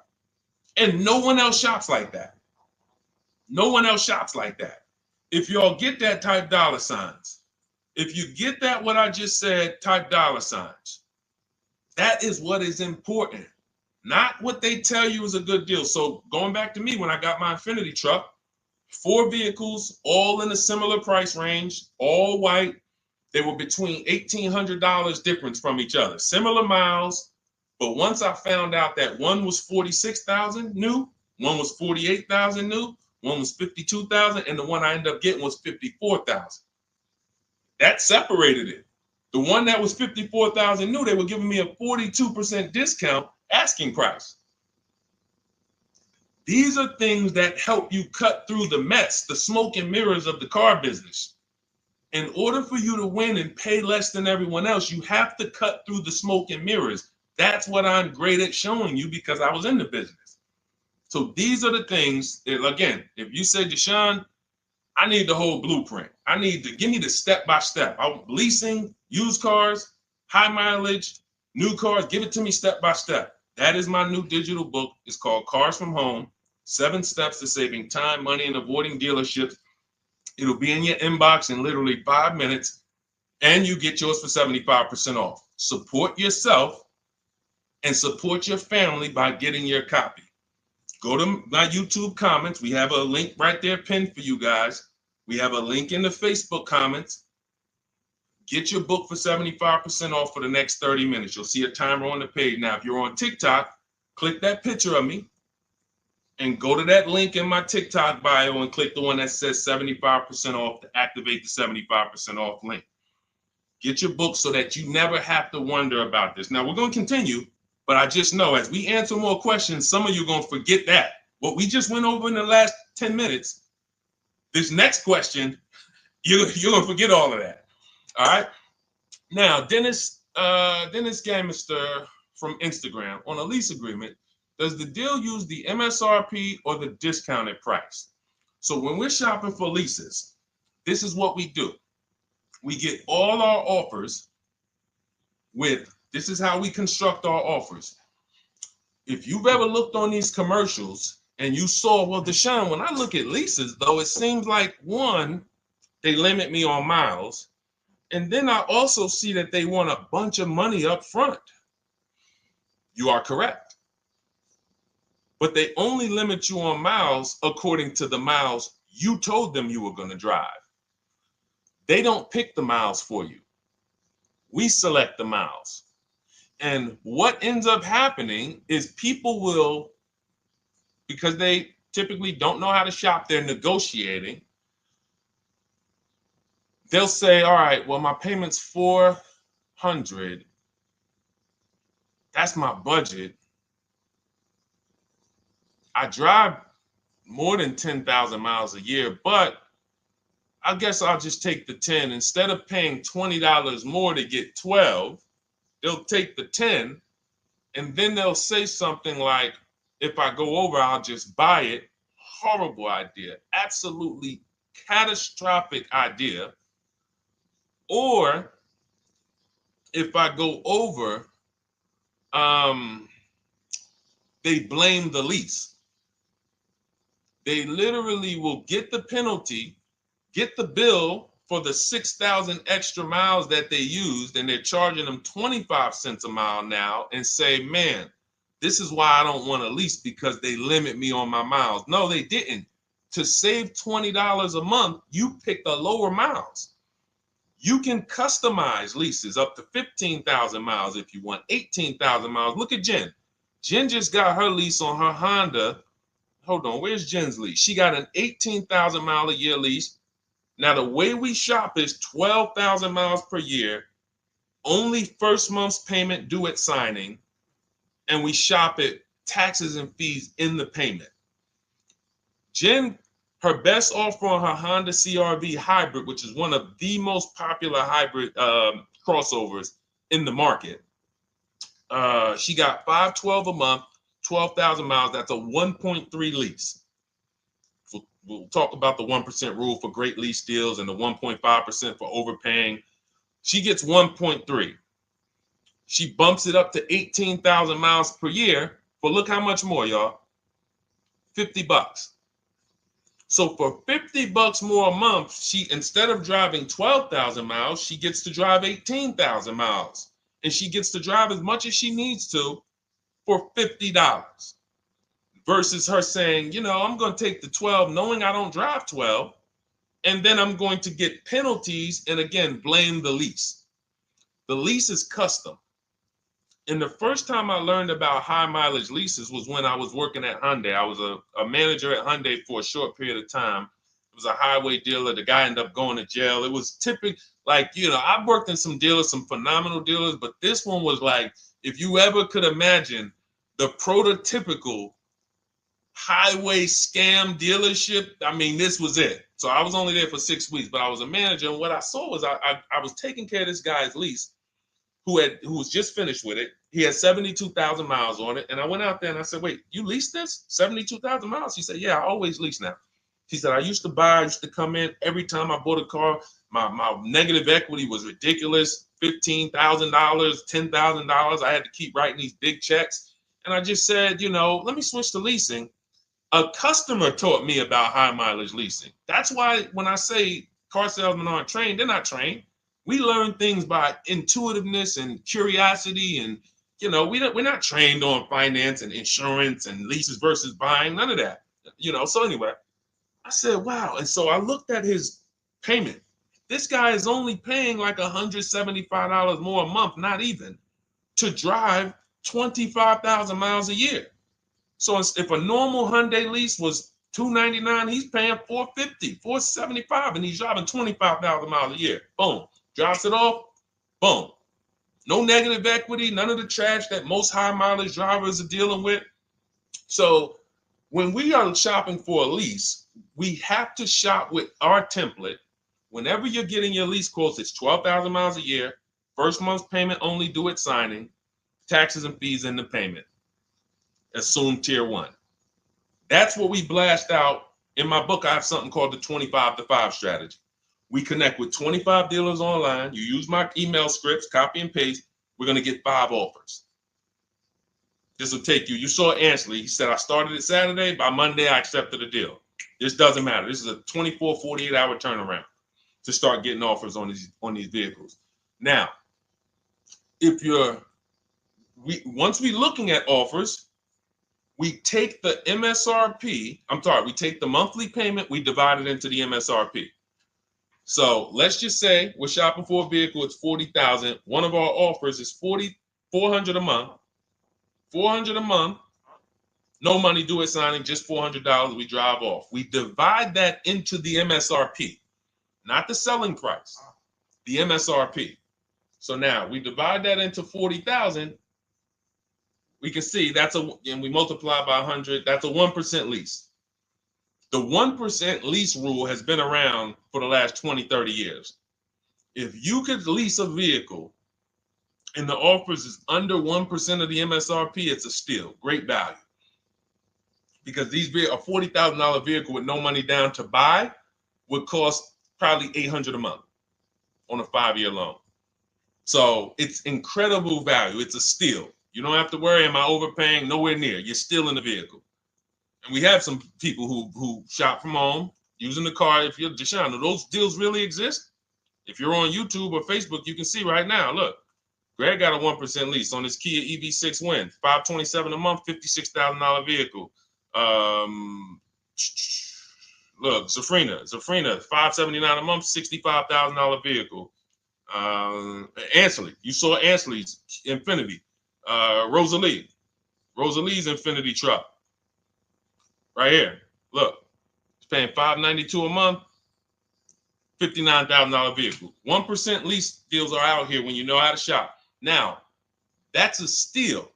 That doesn't mean that's the best. I mean, that doesn't mean, oh, if I can't get a 1% deal. In order to get a 1% deal, you have to not just shop. You need major support from the manufacturer. The lease program has to be good. The rebates have to be good. The residual value have to be good. The money factor, which is the interest rate, have to be good. There's a lease program that no dealer can control. So when we get these offers, that's how we're judging them. Divide the monthly payment into the MSRP. In my book, I have a calculator that I created where we put all our offers into it, and then it spits out what we call counter offers. So we get 5 offers, 7 offers, we put them all into this calculator I created. Again, this is the best $24. If you get there for $24 before that 30-minute timer and you get your copy, it'll be the best $24 you ever spent. I hold myself accountable to that. You can Google the book and read the reviews. There's software that we created that that's how you're judging your leases. You're looking and you're comparing to the 1% rule. Now, when you get to 1.5%, we can't make those deals. We're paying too much for a vehicle that we're giving back. We have to see, there was no indicator before I created the 1.5% rule. As much as I love educating people on leases, the only people who should be leasing is if you're not keeping your cars 8 years. All of you long-term people who are like, you keep your cars more than 8 years, don't think about leasing at all. You should be shopping for below market purchases. But if you're not keeping your cars 8 years, you're losing thousands of dollars not leasing cars. Depreciation is where you lose. Resale value is where you lose.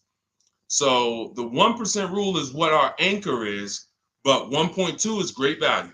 1.3, great value. 1.4, good value. 1.5, good value. Anything over 1.5, now we're paying too much for a vehicle that we're giving back. So that's how we're judging. That's how we're judging and comparing our lease offers. And with the calculators that are in my book, you can literally do this in seconds.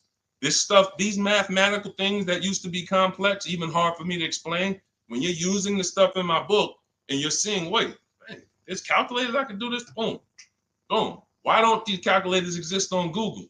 Because anything that makes dealers compete, they're not going to make for you. They'll make stuff for you that allows you to see more and do this and make it easier and faster and connect to get a loan quick. But competition, any tools that create competition, they're not going to make those for you, because that's where the real money comes off, when you make dealers compete. Okay, so you want your copy of Cars from Home, 7 Steps to Saving Time, Money, and Avoiding Dealerships. Click the picture of me on Instagram or TikTok. It's going to take you to my bio. You won't leave the broadcast. Click that link, and then click the button that activates the 75% off, and you'll have 30 minutes. Once the timer goes to 0, the $97 price is what you have to pay if you want it. It's up to you, but $24 is much better than $97. $97 is still a great price. I have no doubt that you guys would write me, especially the more you use this. 1, 2 cars, 3 cars. You get 1 lease this year, a used car next year, a new car about 4 years, and Deshone, what about when websites change? What about, this is an online system. Websites go out of business. Vroom went out of business. They were in my book. We used to get bids from them. to sell cars to them. When we were shopping for used cars, they were in my multiple marketplace strategy. They went out of business. I went right into the master file, updated the 9,000 people that had a book. It was probably like 2,000, 3,000 at that particular time. And the next time people opened the book file, there was no room. That's why the book is digital. That's one of the reasons. You'll see the other reasons is I have scripts that I link you to. I have PDFs I link you to, videos I link you to. I couldn't do this with a real physical book. So again, in the YouTube comments, in the Facebook comments, we have a link for you guys to get your book at 75% off for 30 minutes and use it. All right, Dolan, shoot the next one then, brother. Let's go. How old of a used car should a person buy? That's based on budget.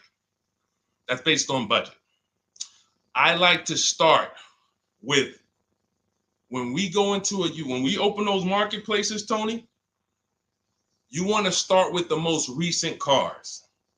The first thing you're doing when you open up the marketplaces, y'all, first of all, we're creating accounts. Out of all those marketplaces I named, 6 or 7 of them, we use 8. We use eBay Motors, we use Carfax.com, we use Cars.com, Autotrader.com, CarGurus.com, Carvana, CarMax, Driveway, and that's 8. 7 of those, or 6, allow us to create an account. Why is it important to create an account? So that every single new car that matches our criteria, as soon as it's listed, we get a notification. The people who have that notification on, most of them don't know how to assess the market like I'm showing you. So even if they get a notification that the car was just posted, they're not going to have the information to take advantage of it. They're going to hesitate. What we do is the first thing we do after we create our account is we're now assessing the market. Where's the low prices? Where's the high prices? And I'll usually go 3 years back, sometimes 4 years back, and let's assess the market. Now, I have another calculator in the, matter of fact, let me show this to you guys. I have another calculator. It's called the Perfect Budget Calculator. The Perfect Budget Calculator. What this does, you guys can't see this on YouTube, but you can see it on you can't see this on TikTok. But if you go over to YouTube, Facebook, or Instagram, you'll be able to see what I'm sharing right now. Now, what often happens is, let me share this. Hang on. Boom. Okay. So now what often happens is, a lot of you will say, I could put down $2,000, but, if I don't have to, then I won't. Or, if you get a car and you pay $15,000, if you pay $500 a month for 5 years, that's a lower price you paid than paying $500 a month for 6 years. So ways to manipulate our budget is to shop within our budget for a shorter loan. This is all stuff where I said, okay, people don't know they need to be doing this. So let's make a tool that does it for them. And this is, you get access to this when you get your copy of Cars from Home, my book. So let's say we do something called an equity assessment. Everybody who has a car, remember I was mentioning a little while ago, we go to these websites, Driveway, all these, and we find out what our car is worth. Let's say you're like, man, okay, if I sell my car to CarMax, I'm actually going to have $3,200 of equity. All right, so when I sell, I'm going to put that into my budget. All right, now my down payment, max I could comfortably do is $1,500. That's max. Now, we use the average interest rate. And in my book, I give you a link to see what the average interest rate is at the particular time you're going to be shopping. Let's just say it's 6.9. Now, we enter a comfortable monthly payment. Let's say you're like, all right, I don't want to go any more than $425 a month for 6 years. That's my max. You enter your state so we can pull the taxes and we can pull the fees. New Jersey, calculate budget goals. Now it's going to ask you a comfortable monthly payment on a 5-year loan. You might say, all right, same thing. I still don't want to go over 425 no matter what. Perfect. What this does is create multiple goals. And it creates multiple goals. It creates a starting point. Now, if you find a car at this price, $18,776 or less, you can do a 5-year loan, use none of your equity, so this will go in your bank, and use none of your down payment. Now, next goal may be, okay, $22,000 or less. 6-year loan, no equity, no down payment. So the first 2 goals are no money down goals. If I find a car anywhere in these price ranges, I can do these deals, no money down. Now, this is one where I use my equity, but no down payment. Goal number 4, I use my equity for a 6-year loan, no down payment. Now, goal number 5. Now you can see the price of the car is getting higher. Use equity, use my use equity and down payment, but it's 5-year loan. And then here is your max budget. Your max budget, which is fine. There's nothing wrong with if you find a vehicle that, once you use this and you find the best price vehicle, as long as you are under this number, you are fine. The problem is when you go over that number. The problem is when you go over budget. All of these goals are your budget. So when I got my Infinity truck, I got my goal out. It was my 4th goal. 4th goal. 4th goal. Now, this is how you make sure when you go out to shop, and look, you'll notice, look at the top. What does it say?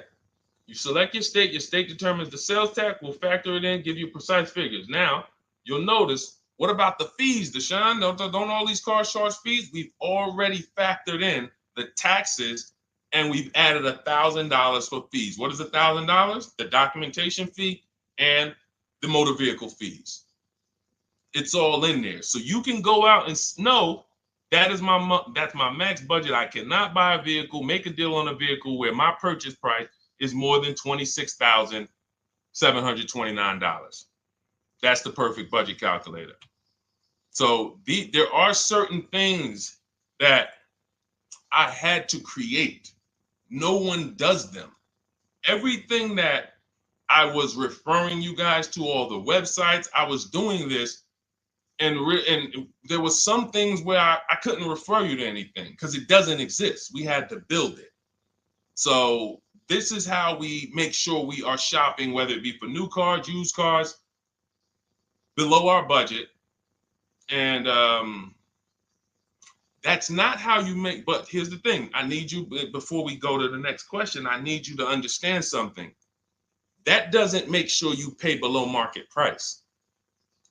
You have to combine this with getting bids, because you can be within your budget and pay over market value. There's 3 types of prices you can pay for a car, whether it's a new car, used car, or lease. Did you pay market value? That's what everyone's paying. Average. Did you pay over market value? Our only deals we make are below market value. And the way that happens is through bidding and creating a marketplace around you where all these people are competing for your business.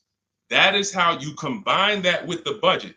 This will keep you below your budget, but it does not guarantee. If I gave this to you, all of you would be like, this is great.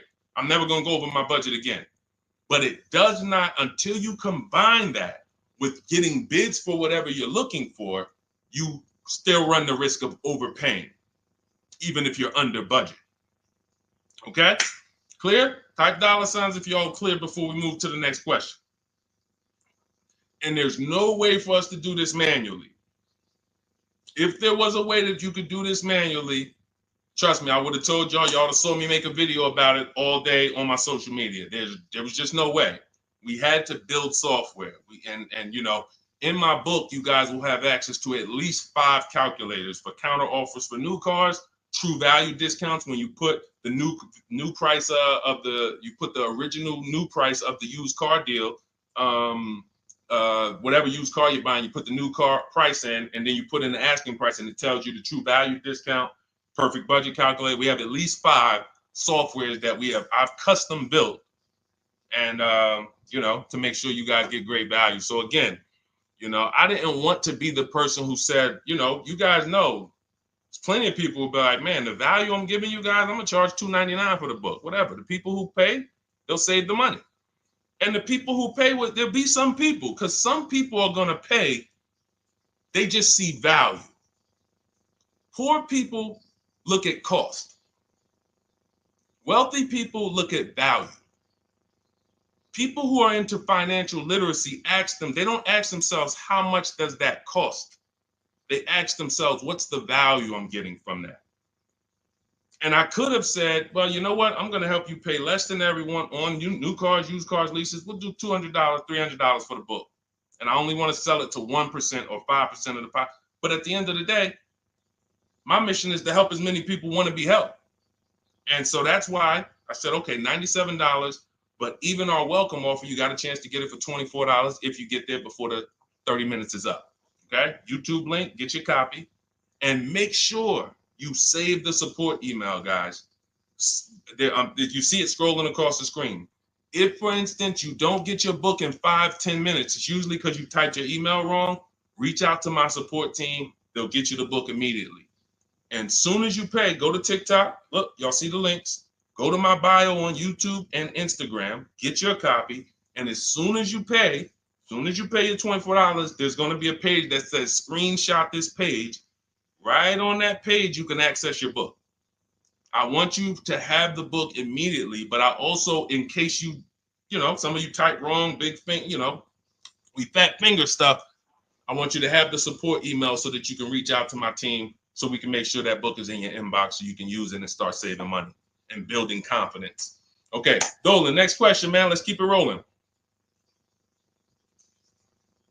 Okay, there's something about Mary on Instagram.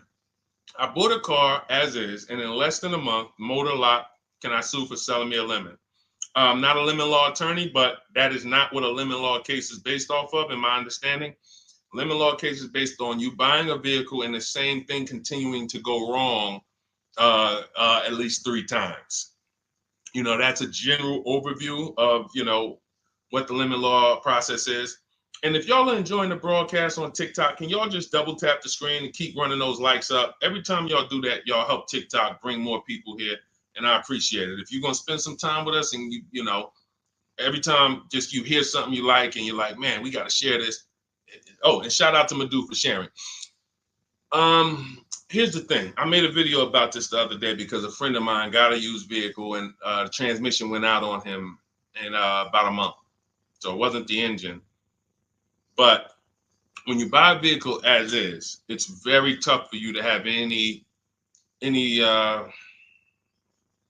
recourse, anything that you can do, because you're signing a contract that specifically says as is. It's very tough. What I would do if I was you, because the damage is done, I just find out what it would cost me to put a used engine in the vehicle, rebuilt in a used engine, salvage yard. You need to, and especially if you're buying cars that you're paying cash and you're buying as is cars, these are probably cars that are under 10 grand, 12 grand. You need a mechanic. See, because that's a strategy. There is a great strategy called buying inexpensive cars and having a local mechanic so you could do what's right. Oftentimes you could drive those cars for a year or two and sometimes sell them for what you got for them because you've outlived the depreciation. Those cars are not depreciating as much unless you overpay for them. If you overpay for it, then it's going to drop because you overpaid for it. But if you pay a great price on some of these vehicles, you can oftentimes win with this, but it requires skills. One of the skills is, how do I avoid engine issues, transmission issues? So a couple things. for those of you who may be going this route, you need to narrow your search down thoroughly based on title history, service records, accident history. That oftentimes you'll see, if I typed in right now 2018 Subaru Outback longevity. That's one of the things we do. It's in the 4th step of my book. Before we get prices on anything, we do a quick 5-minute search to make sure these aren't bad cars. There are bad cars out there, but there's data that shows us. If I type that in, it'll tell, okay, these vehicles are known for lasting 100,000 to 300,000 miles, depending on how they're maintained. That means you could have a quality vehicle, but if it wasn't maintained correctly by the first owner or owners, it's going to break down. The life cycle is cut short. These are preventable mistakes by simply checking Google. Now, we narrow these things down based on title history, service records, accident history. Once we do that, I don't mind buying a 10-year-old. I bought a car that was it's my around the city car. I drive it probably 200 miles a month. I bought it from a owner in South Orange. He was a 98-year-old man. He's had it for 10 years, and he knew everything about it. He leased it for 3 years, then he bought it. So he's really had the car for its entire life cycle. That's what you want, because you're able to look and see the service records. I don't mind. We have to take the risk off of ourselves, and the risk off of ourselves with used cars to prevent ourselves from buying these used cars that are breaking down on people, and they're always in the shop, and they're dying on the road, and you got to keep the tow truck on speed dial. It's simply a matter of checking to see the reliability records of the car, which is easily accessible on Google, the way I just said, and then making sure the one we get was actually maintained correctly. And that's going to give us the best chance of having a great experience. These are the steps we must take. But in your particular case, there's probably, I don't think you have a case. You can certainly reach out to a lemon law attorney. I don't think you have a case at all. I think because it's buyer beware with cars. It's buyer beware. That means it's on you. If something goes wrong, it's on you. And so what I would do is I would find a local mechanic that I trust, that everyone loves in the neighborhood, and I've been there for 10 years, 20 years. And I would say, listen, can you find out what it would cost me to put another engine in this vehicle? My father did this on his GMC Envoy about 6 years ago. It was a 2008 Envoy. The engine went out on him. He put a new engine in the vehicle. One of the best $2,000 he ever spent, $2,000 or $2,500, whatever it cost him. They put a new engine in that vehicle. He still has it. He's about to sell it for about $4,000. He's had that vehicle from 2013. Think about that. A lot of people, engine goes out, they sell the car. It's worthless now, so they take the loss. Meanwhile, man, let me come up with $2,500, and I still got no car payment for the next 6 years. We don't need to be so quick to go replace our cars. If we follow these strategies, we can actually, I love to see more people doing that. Just go fix the car. But don't go to the dealership to fix it when they tell you, hey, the engine's going to cost $10,000. And what does the dealership say, y'all? When you have these major issues and the dealership tells you the transmission is $7,000 and a new engine is $10,000, what's their suggestion? What's their suggestion when they tell you that? Because they already know you're gonna be like, yo, what the heck? I can't pay all of that. What's their suggestion? Let's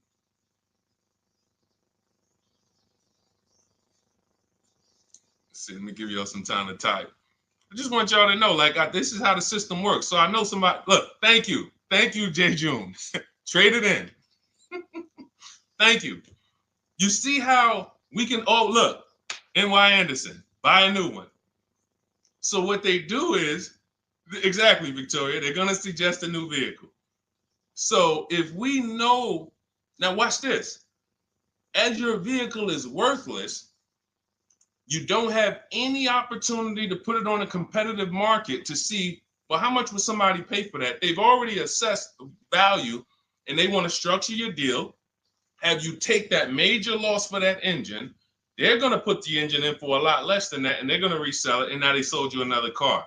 When you could have just literally went to a mechanic, got a rebuilt or got a used engine, put in that vehicle, cost you $2,500, maybe $2,000, and literally you're on the road for another couple years with no car payment, keeping money in your household versus now I'm in another $400 a month payment. Okay? This is what it's about. And if you're like Deshone, well, I don't want to keep a car that long. We talked about you earlier. You shouldn't be buying cars. Because the keepers on here who keep cars 8 years, 10 years, who has a car they've had in their driveway for more than 8 years? Type the number of years. I want to explain something we're gonna help a couple people learn a lesson here about themselves, because they're gonna be like, they're gonna realize they're not keepers. Look, look, we need to show people, because some people think, oh, I keep my cars a long time. I keep them about 6-7 years. We need to show that that's not a long time in the world of cars and depreciation. So Michael, 15 years. Michael got a car that he's had for 15 years. Let's go. Type the number of years you've had it if it's more than 8. Look, Vancia, 11 years. Let's see. See, a lot of people don't keep their cars. Look, N.Y. Anderson said, I drove my last car 14 years. All right, Connie, 15 years. She has a 2004 Chevrolet. Tony on Facebook, 2006. Now, watch this, y'all. If you ask me, Deshone, what's the way to get the most money out of a vehicle? It's to do what they're doing. Tanaya, 9 years. No, Renata, not less than 8. Not less than 8. We're trying to put you into a different cat. We're trying to help you see the category you should be in. Look, 9 years. Donna, 15 years. What's so important for y'all to see about these people is that they have beat depreciation. And that means whatever their vehicles are worth today, a year from now, they're going to be worth about the same. If their vehicles are worth $4,000 today, a year from now, they'll be able to still sell it for about $4,000. But the thing is, they're trying to get the most money out of it because the cost of replacement is expensive compared to what they're doing. No matter how much they got to pay to keep those vehicles on the road every year, a little couple $100, maintenance, whatever, it's nothing compared to going and getting a new car and bringing hundreds of dollars a month or thousands of dollars in the form of cash out of our household. And everyone's not going to do that. And that's okay. You should not be buying cars. You should be shopping for below market leases. Because again, there's 2 ways to save money. Do what the keepers do. You just saw all the keepers. We shouted out all of them. And the other way is to go in and not tie money up in the vehicles in the first place. When you look at somebody like Danielle, she's driving a $44,000 Audi, 2024 Audi A3.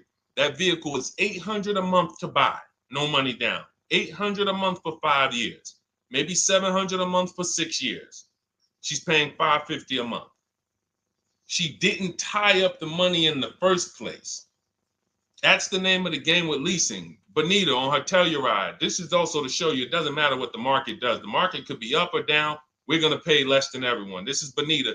She got a Kia Telluride during the pandemic when everybody was paying ridiculous prices. That's why I show her 2022. Look at the date. She said, I'm driving my dream vehicle, $600 a month. People were leasing. And I know if somebody watching this and they're like, if you leased a Kia Telluride during the pandemic, you are not paying what she's paying with no money down. I know it. I know it. People were DMing me, Deshone, I want a Telluride. They want $900 a month for them. I know people weren't paying $600 a month, but she came in, used our bidding system, used the same strategies you're going to have access to in my digital book. She got $600 a month from home without being in a dealership. Her dream vehicle. This is how you win. You're either going to not tie up your money in vehicles. You're going to drive new vehicles that don't have problems because they're always under warranty and you're paying cents on the dollar compared to people purchasing. Or you're going to be a keeper like Michael and like Donna and like the people who said, okay, I'm keeping my vehicle this long. That's why in my book, it's 7 steps. But the first step is to ask yourself how many years you're keeping your next vehicle. That is the first question I would ask you if you and I were shopping together. My first question to you would be, Michael, how many years you want to keep the next vehicle? 8 or more or less than that? If you said to me, Deshone, I'm going to keep it at least 8. All right, let's go for the purchase. New or used, depending on budget, but we're purchasing. We need to find a below market purchase. If you said, Deshone, I'm 6 years max. I can't see myself keeping a car more than 6 years. All right, we're going to shop for a below market lease. Because the money you're going to spend in a below market lease, when you get these below market lease deals, not commercial leases, not what you see on advertisements. Those are ridiculous prices. We don't pay those prices. None of these people that you see, Greg, Charles on his Palisade, none of these are advertisements. They're thousands less. But when you're putting money in the cars and you're driving brand new cars, this is how it was for me when I was 22. This started for me at 22. I was working for Pontiac, and I leased a brand new Pontiac G6. It was $256 a month.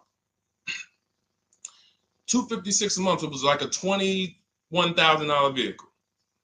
Same time, I had a friend of mine. She got a I don't want to say it because she might be watching this, and this is no shot at her. I didn't understand enough to teach her back then because I was new in the business. She went and she bought, let's call it a Honda Civic. Now my car was bigger because the G6 was a mid-size vehicle. The Honda Civic is a compact vehicle, but she bought it. $20,000 vehicle, 22, whatever it was at the time, paying almost $500 a month. Like, that's a $500 payment. That's what it is. So my young household, I got a newborn daughter.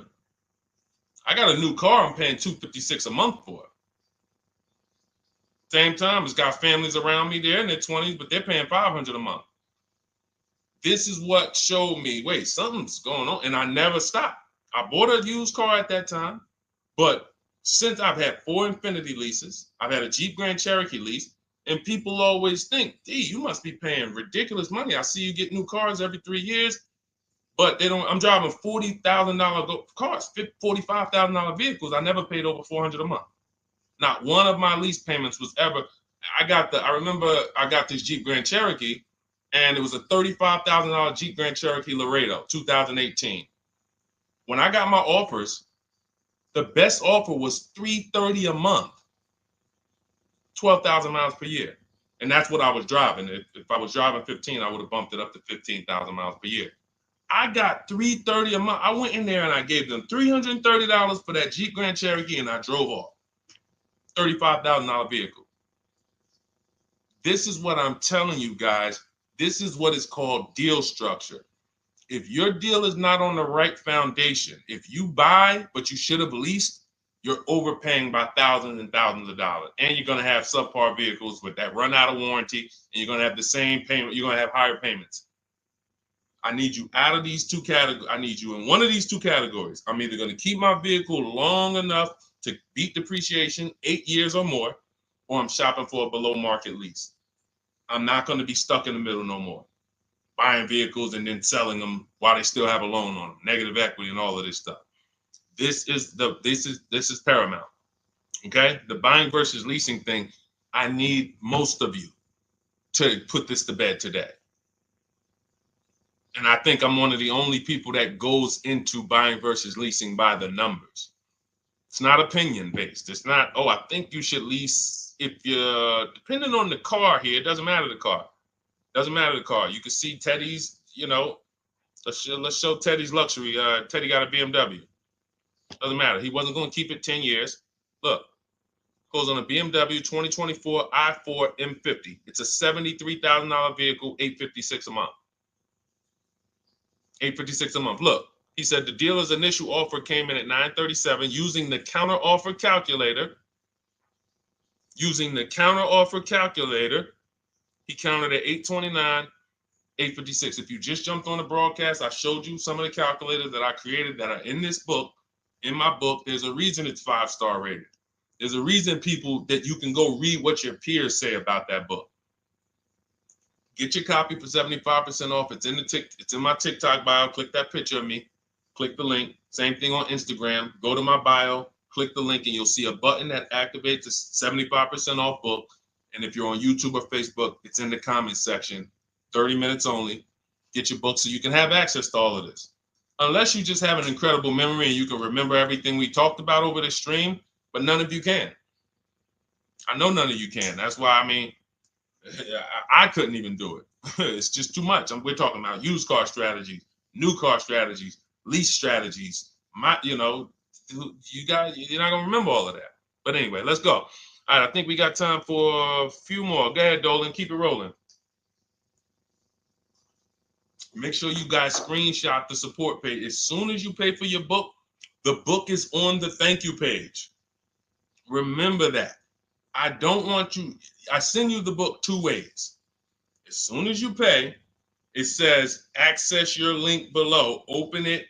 You can click it and save it right to your phone or computer right then and there.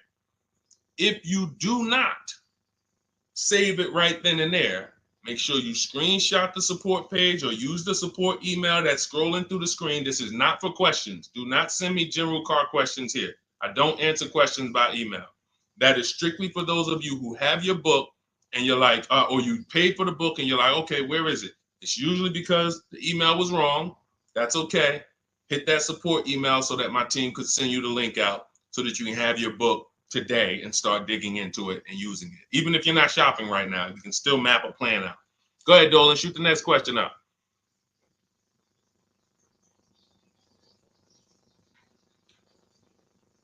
All right, this is Victoria from TikTok. Any tips for how I can get the highest trade-in value for my existing vehicle? Of course, bids. Bids. First of all, you just said a curse word. You may not know, but we don't use that T word here because you're never going to get anything. You're not going to get a max value for anything trading. We are fortunate that we have the opportunity to get bids from cash buyers in the market. And I'm not talking about cash buyers like Facebook Marketplace where a person, it's one of your neighbors from your town coming to look at your car. I'm talking about institutional cash buyers. People who cut a check instantly and, they do an inspection. That Jeep Grand Cherokee I sold to CarMax, they were the highest bidder 3 years ago during the pandemic. I'm not going to tell you what I made because those values don't exist anymore. So it just doesn't even make sense. But, those of you who were watching my videos earlier 3 years ago or using my tips, you guys cashed out and made ridiculous money. When corporations were trying to make money on people, we made money too. But CarMax won the bid. I went down there. They did an inspection on the vehicle. They came back. Accounting department came, cut me a check. I walked away with a check. That's it. You don't want to trade. You want to sell. You want to break your not even break your transactions. I need you, Victoria, to realize there are three transactions in a car deal. Who you're going to sell your car to, that's one. Who you're going to buy your car from, that's another. Who you're going to get your loan from, that's the third one. Now, you're not always cash buyers. Deshone, I pay cash, then you don't need that. Deshone, I don't have a vehicle to replace, then you don't need that. But how do we make sure we get the highest value or the biggest discount? Bids. Each one, we make the market bid. So what you should do right now, Victoria, this is step 2 in my book. After we decide whether we're going to buy or lease our next vehicle, that's step 1. Then we move to what is called the equity assessment. We need to find out, do we have equity or negative equity? Equity assessment. We call our bank. If we have a loan, we find out what our payoff is. Then we're going to go to CarMax.com. I'm going to give you the 6 companies. This is the equity assessment process. We do this for leases too. I don't know if we have time to go into that, but I'm sure there's people on here who didn't know you could sell a lease. Type a question mark if you didn't know. Deshone, what do you mean selling leases? I never heard of that before. Type a question mark if you didn't know you could sell leases. We have an equity assessment process for that too.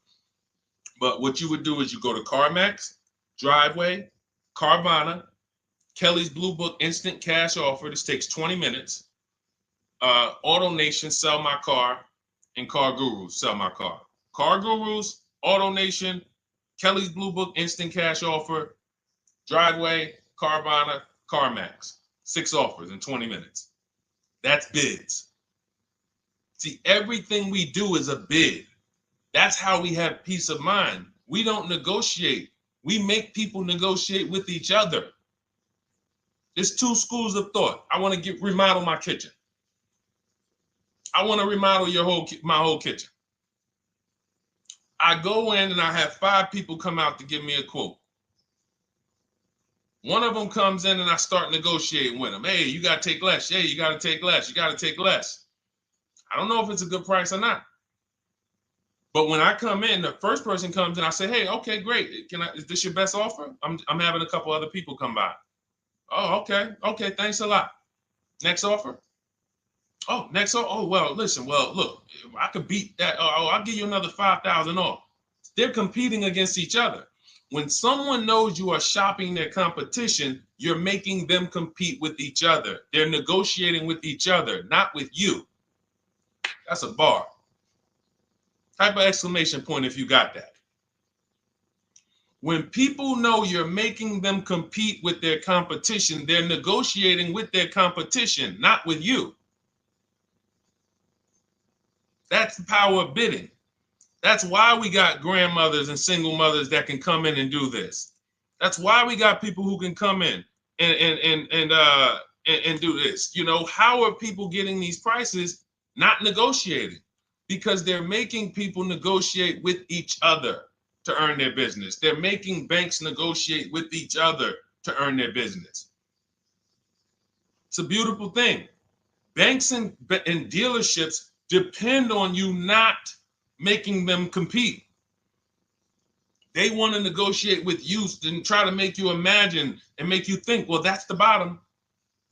That's the bottom. And you think that's the bottom, but that's only their bottom. Their competition's bottom is different. Their competition's best interest rate is different.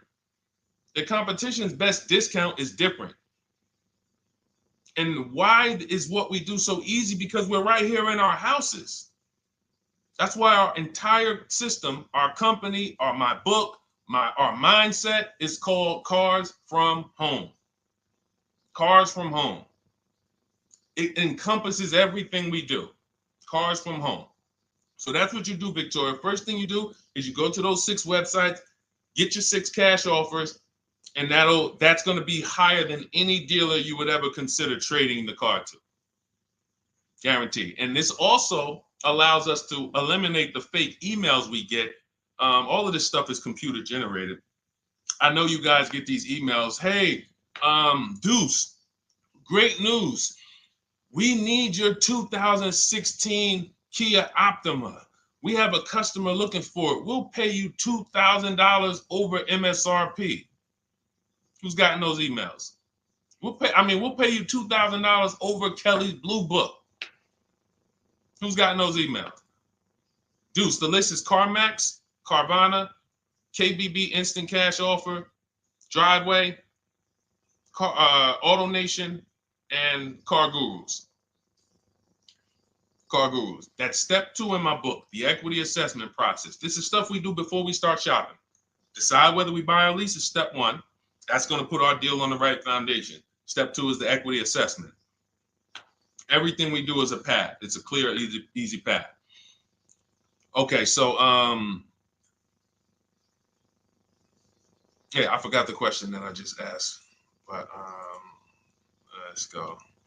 I could already tell. See, I could tell when I'm winding down because y'all could tell stuff will start blurring to me. That's why I'm like, see, and if that happens to me, I know it happens to you. Like that's why I'm like, listen, grab your copy of Cars from Home. It's a digital book. You'll have it in your inbox in minutes. It's continued updates. I probably updated that book 5 times since we originally launched it.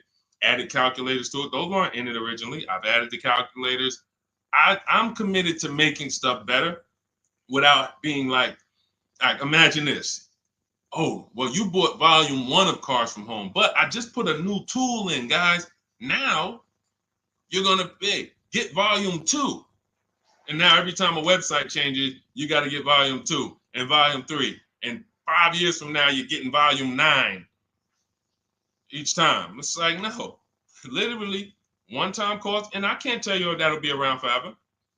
I can't tell you that. I can't tell you 3 years from now I'm going to be giving free updates of the book. I don't know, but I know today that's what it is. Everyone who gets their book, you get free updates as I update the book, because there's value in that. There's value. I can send an email out to people every 3 years and ask them, hey, did you enjoy the book? They're going to say, hey, yeah. Well, here's the thing. My new version is this. There's value in that. It could just be $24. They're already a believer. Someone who used the book's already a believer. So they'd be like, yo, the new version, oh, I'm about to shop again. $24. I'll pay it again. It's the best money I ever spent. But for now, I'm not doing that. Those of you who have the book, you will get free updates, and we'll keep you on the list to make sure you always get free updates of the book. So your link for 75% off is in the YouTube comments. It's only good for 30 minutes. It's in the Facebook comments, and it's in my Instagram and TikTok bios. Click those links in my bio. Click the button that says 75% off my new book. Get there before the $97, before it goes back up to $97. And make sure you save the support email, guys. Screenshot the support email. It's scrolling across the bottom of the screen. If that book is not in your inbox in 5 minutes, I want you to email my support team. Make sure you check your spam. And I also want you to, as soon as you purchase, you'll see, I say, hey, access your book below.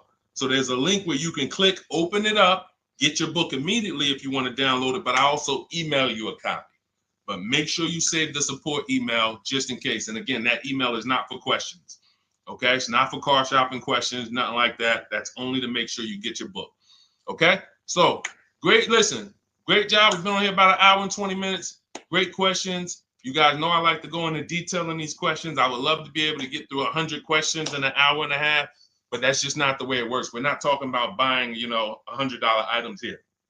If we were talking about house buying, we'd have to go into detail. These are major items. This is the most expensive item y'all are going to buy behind your house. Think about that. And think about how many people are there to protect you when you buy a house. Think about how many people have licenses.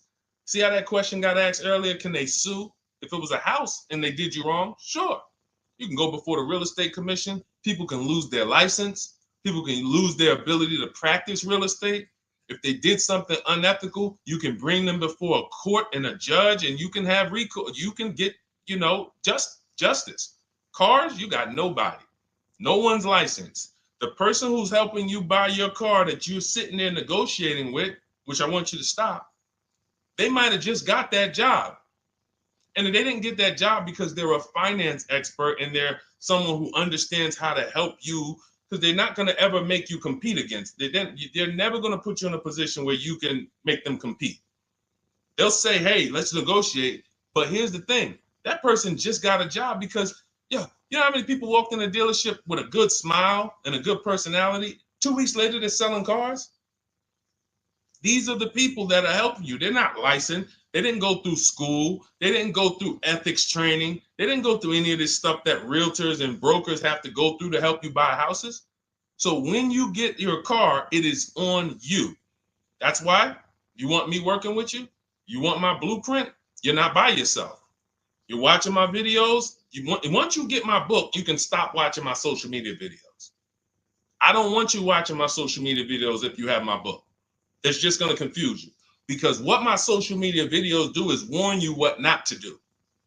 That's what my social media videos do. Don't do this. The worst thing you could do is this. The worst thing you could do is this. Don't do this. My book is teaching you what to do. It's telling you what to do. It's not an education book. It's a do this first. Step 1, do this, do this, do this. Step 7, hey, congratulations, we're taking delivery. We're not focused on that. So once you get my book, you don't have to watch my social media videos ever again. And I want to say that because a lot of people will get the book and still be watching them and trying to piece it together. You got my blueprint. You don't need those videos anymore. Okay? So always a pleasure, y'all. God bless you. To those of you who have your book, make sure you email me when you pick up your cars, send me all the details. Deshone, check this out. This is what I got. This is what I paid, so that we can bring you guys into the stream and continue to tell everybody about you. So about the results. All right. God bless y'all. I will see y'all on the next stream. Always a pleasure.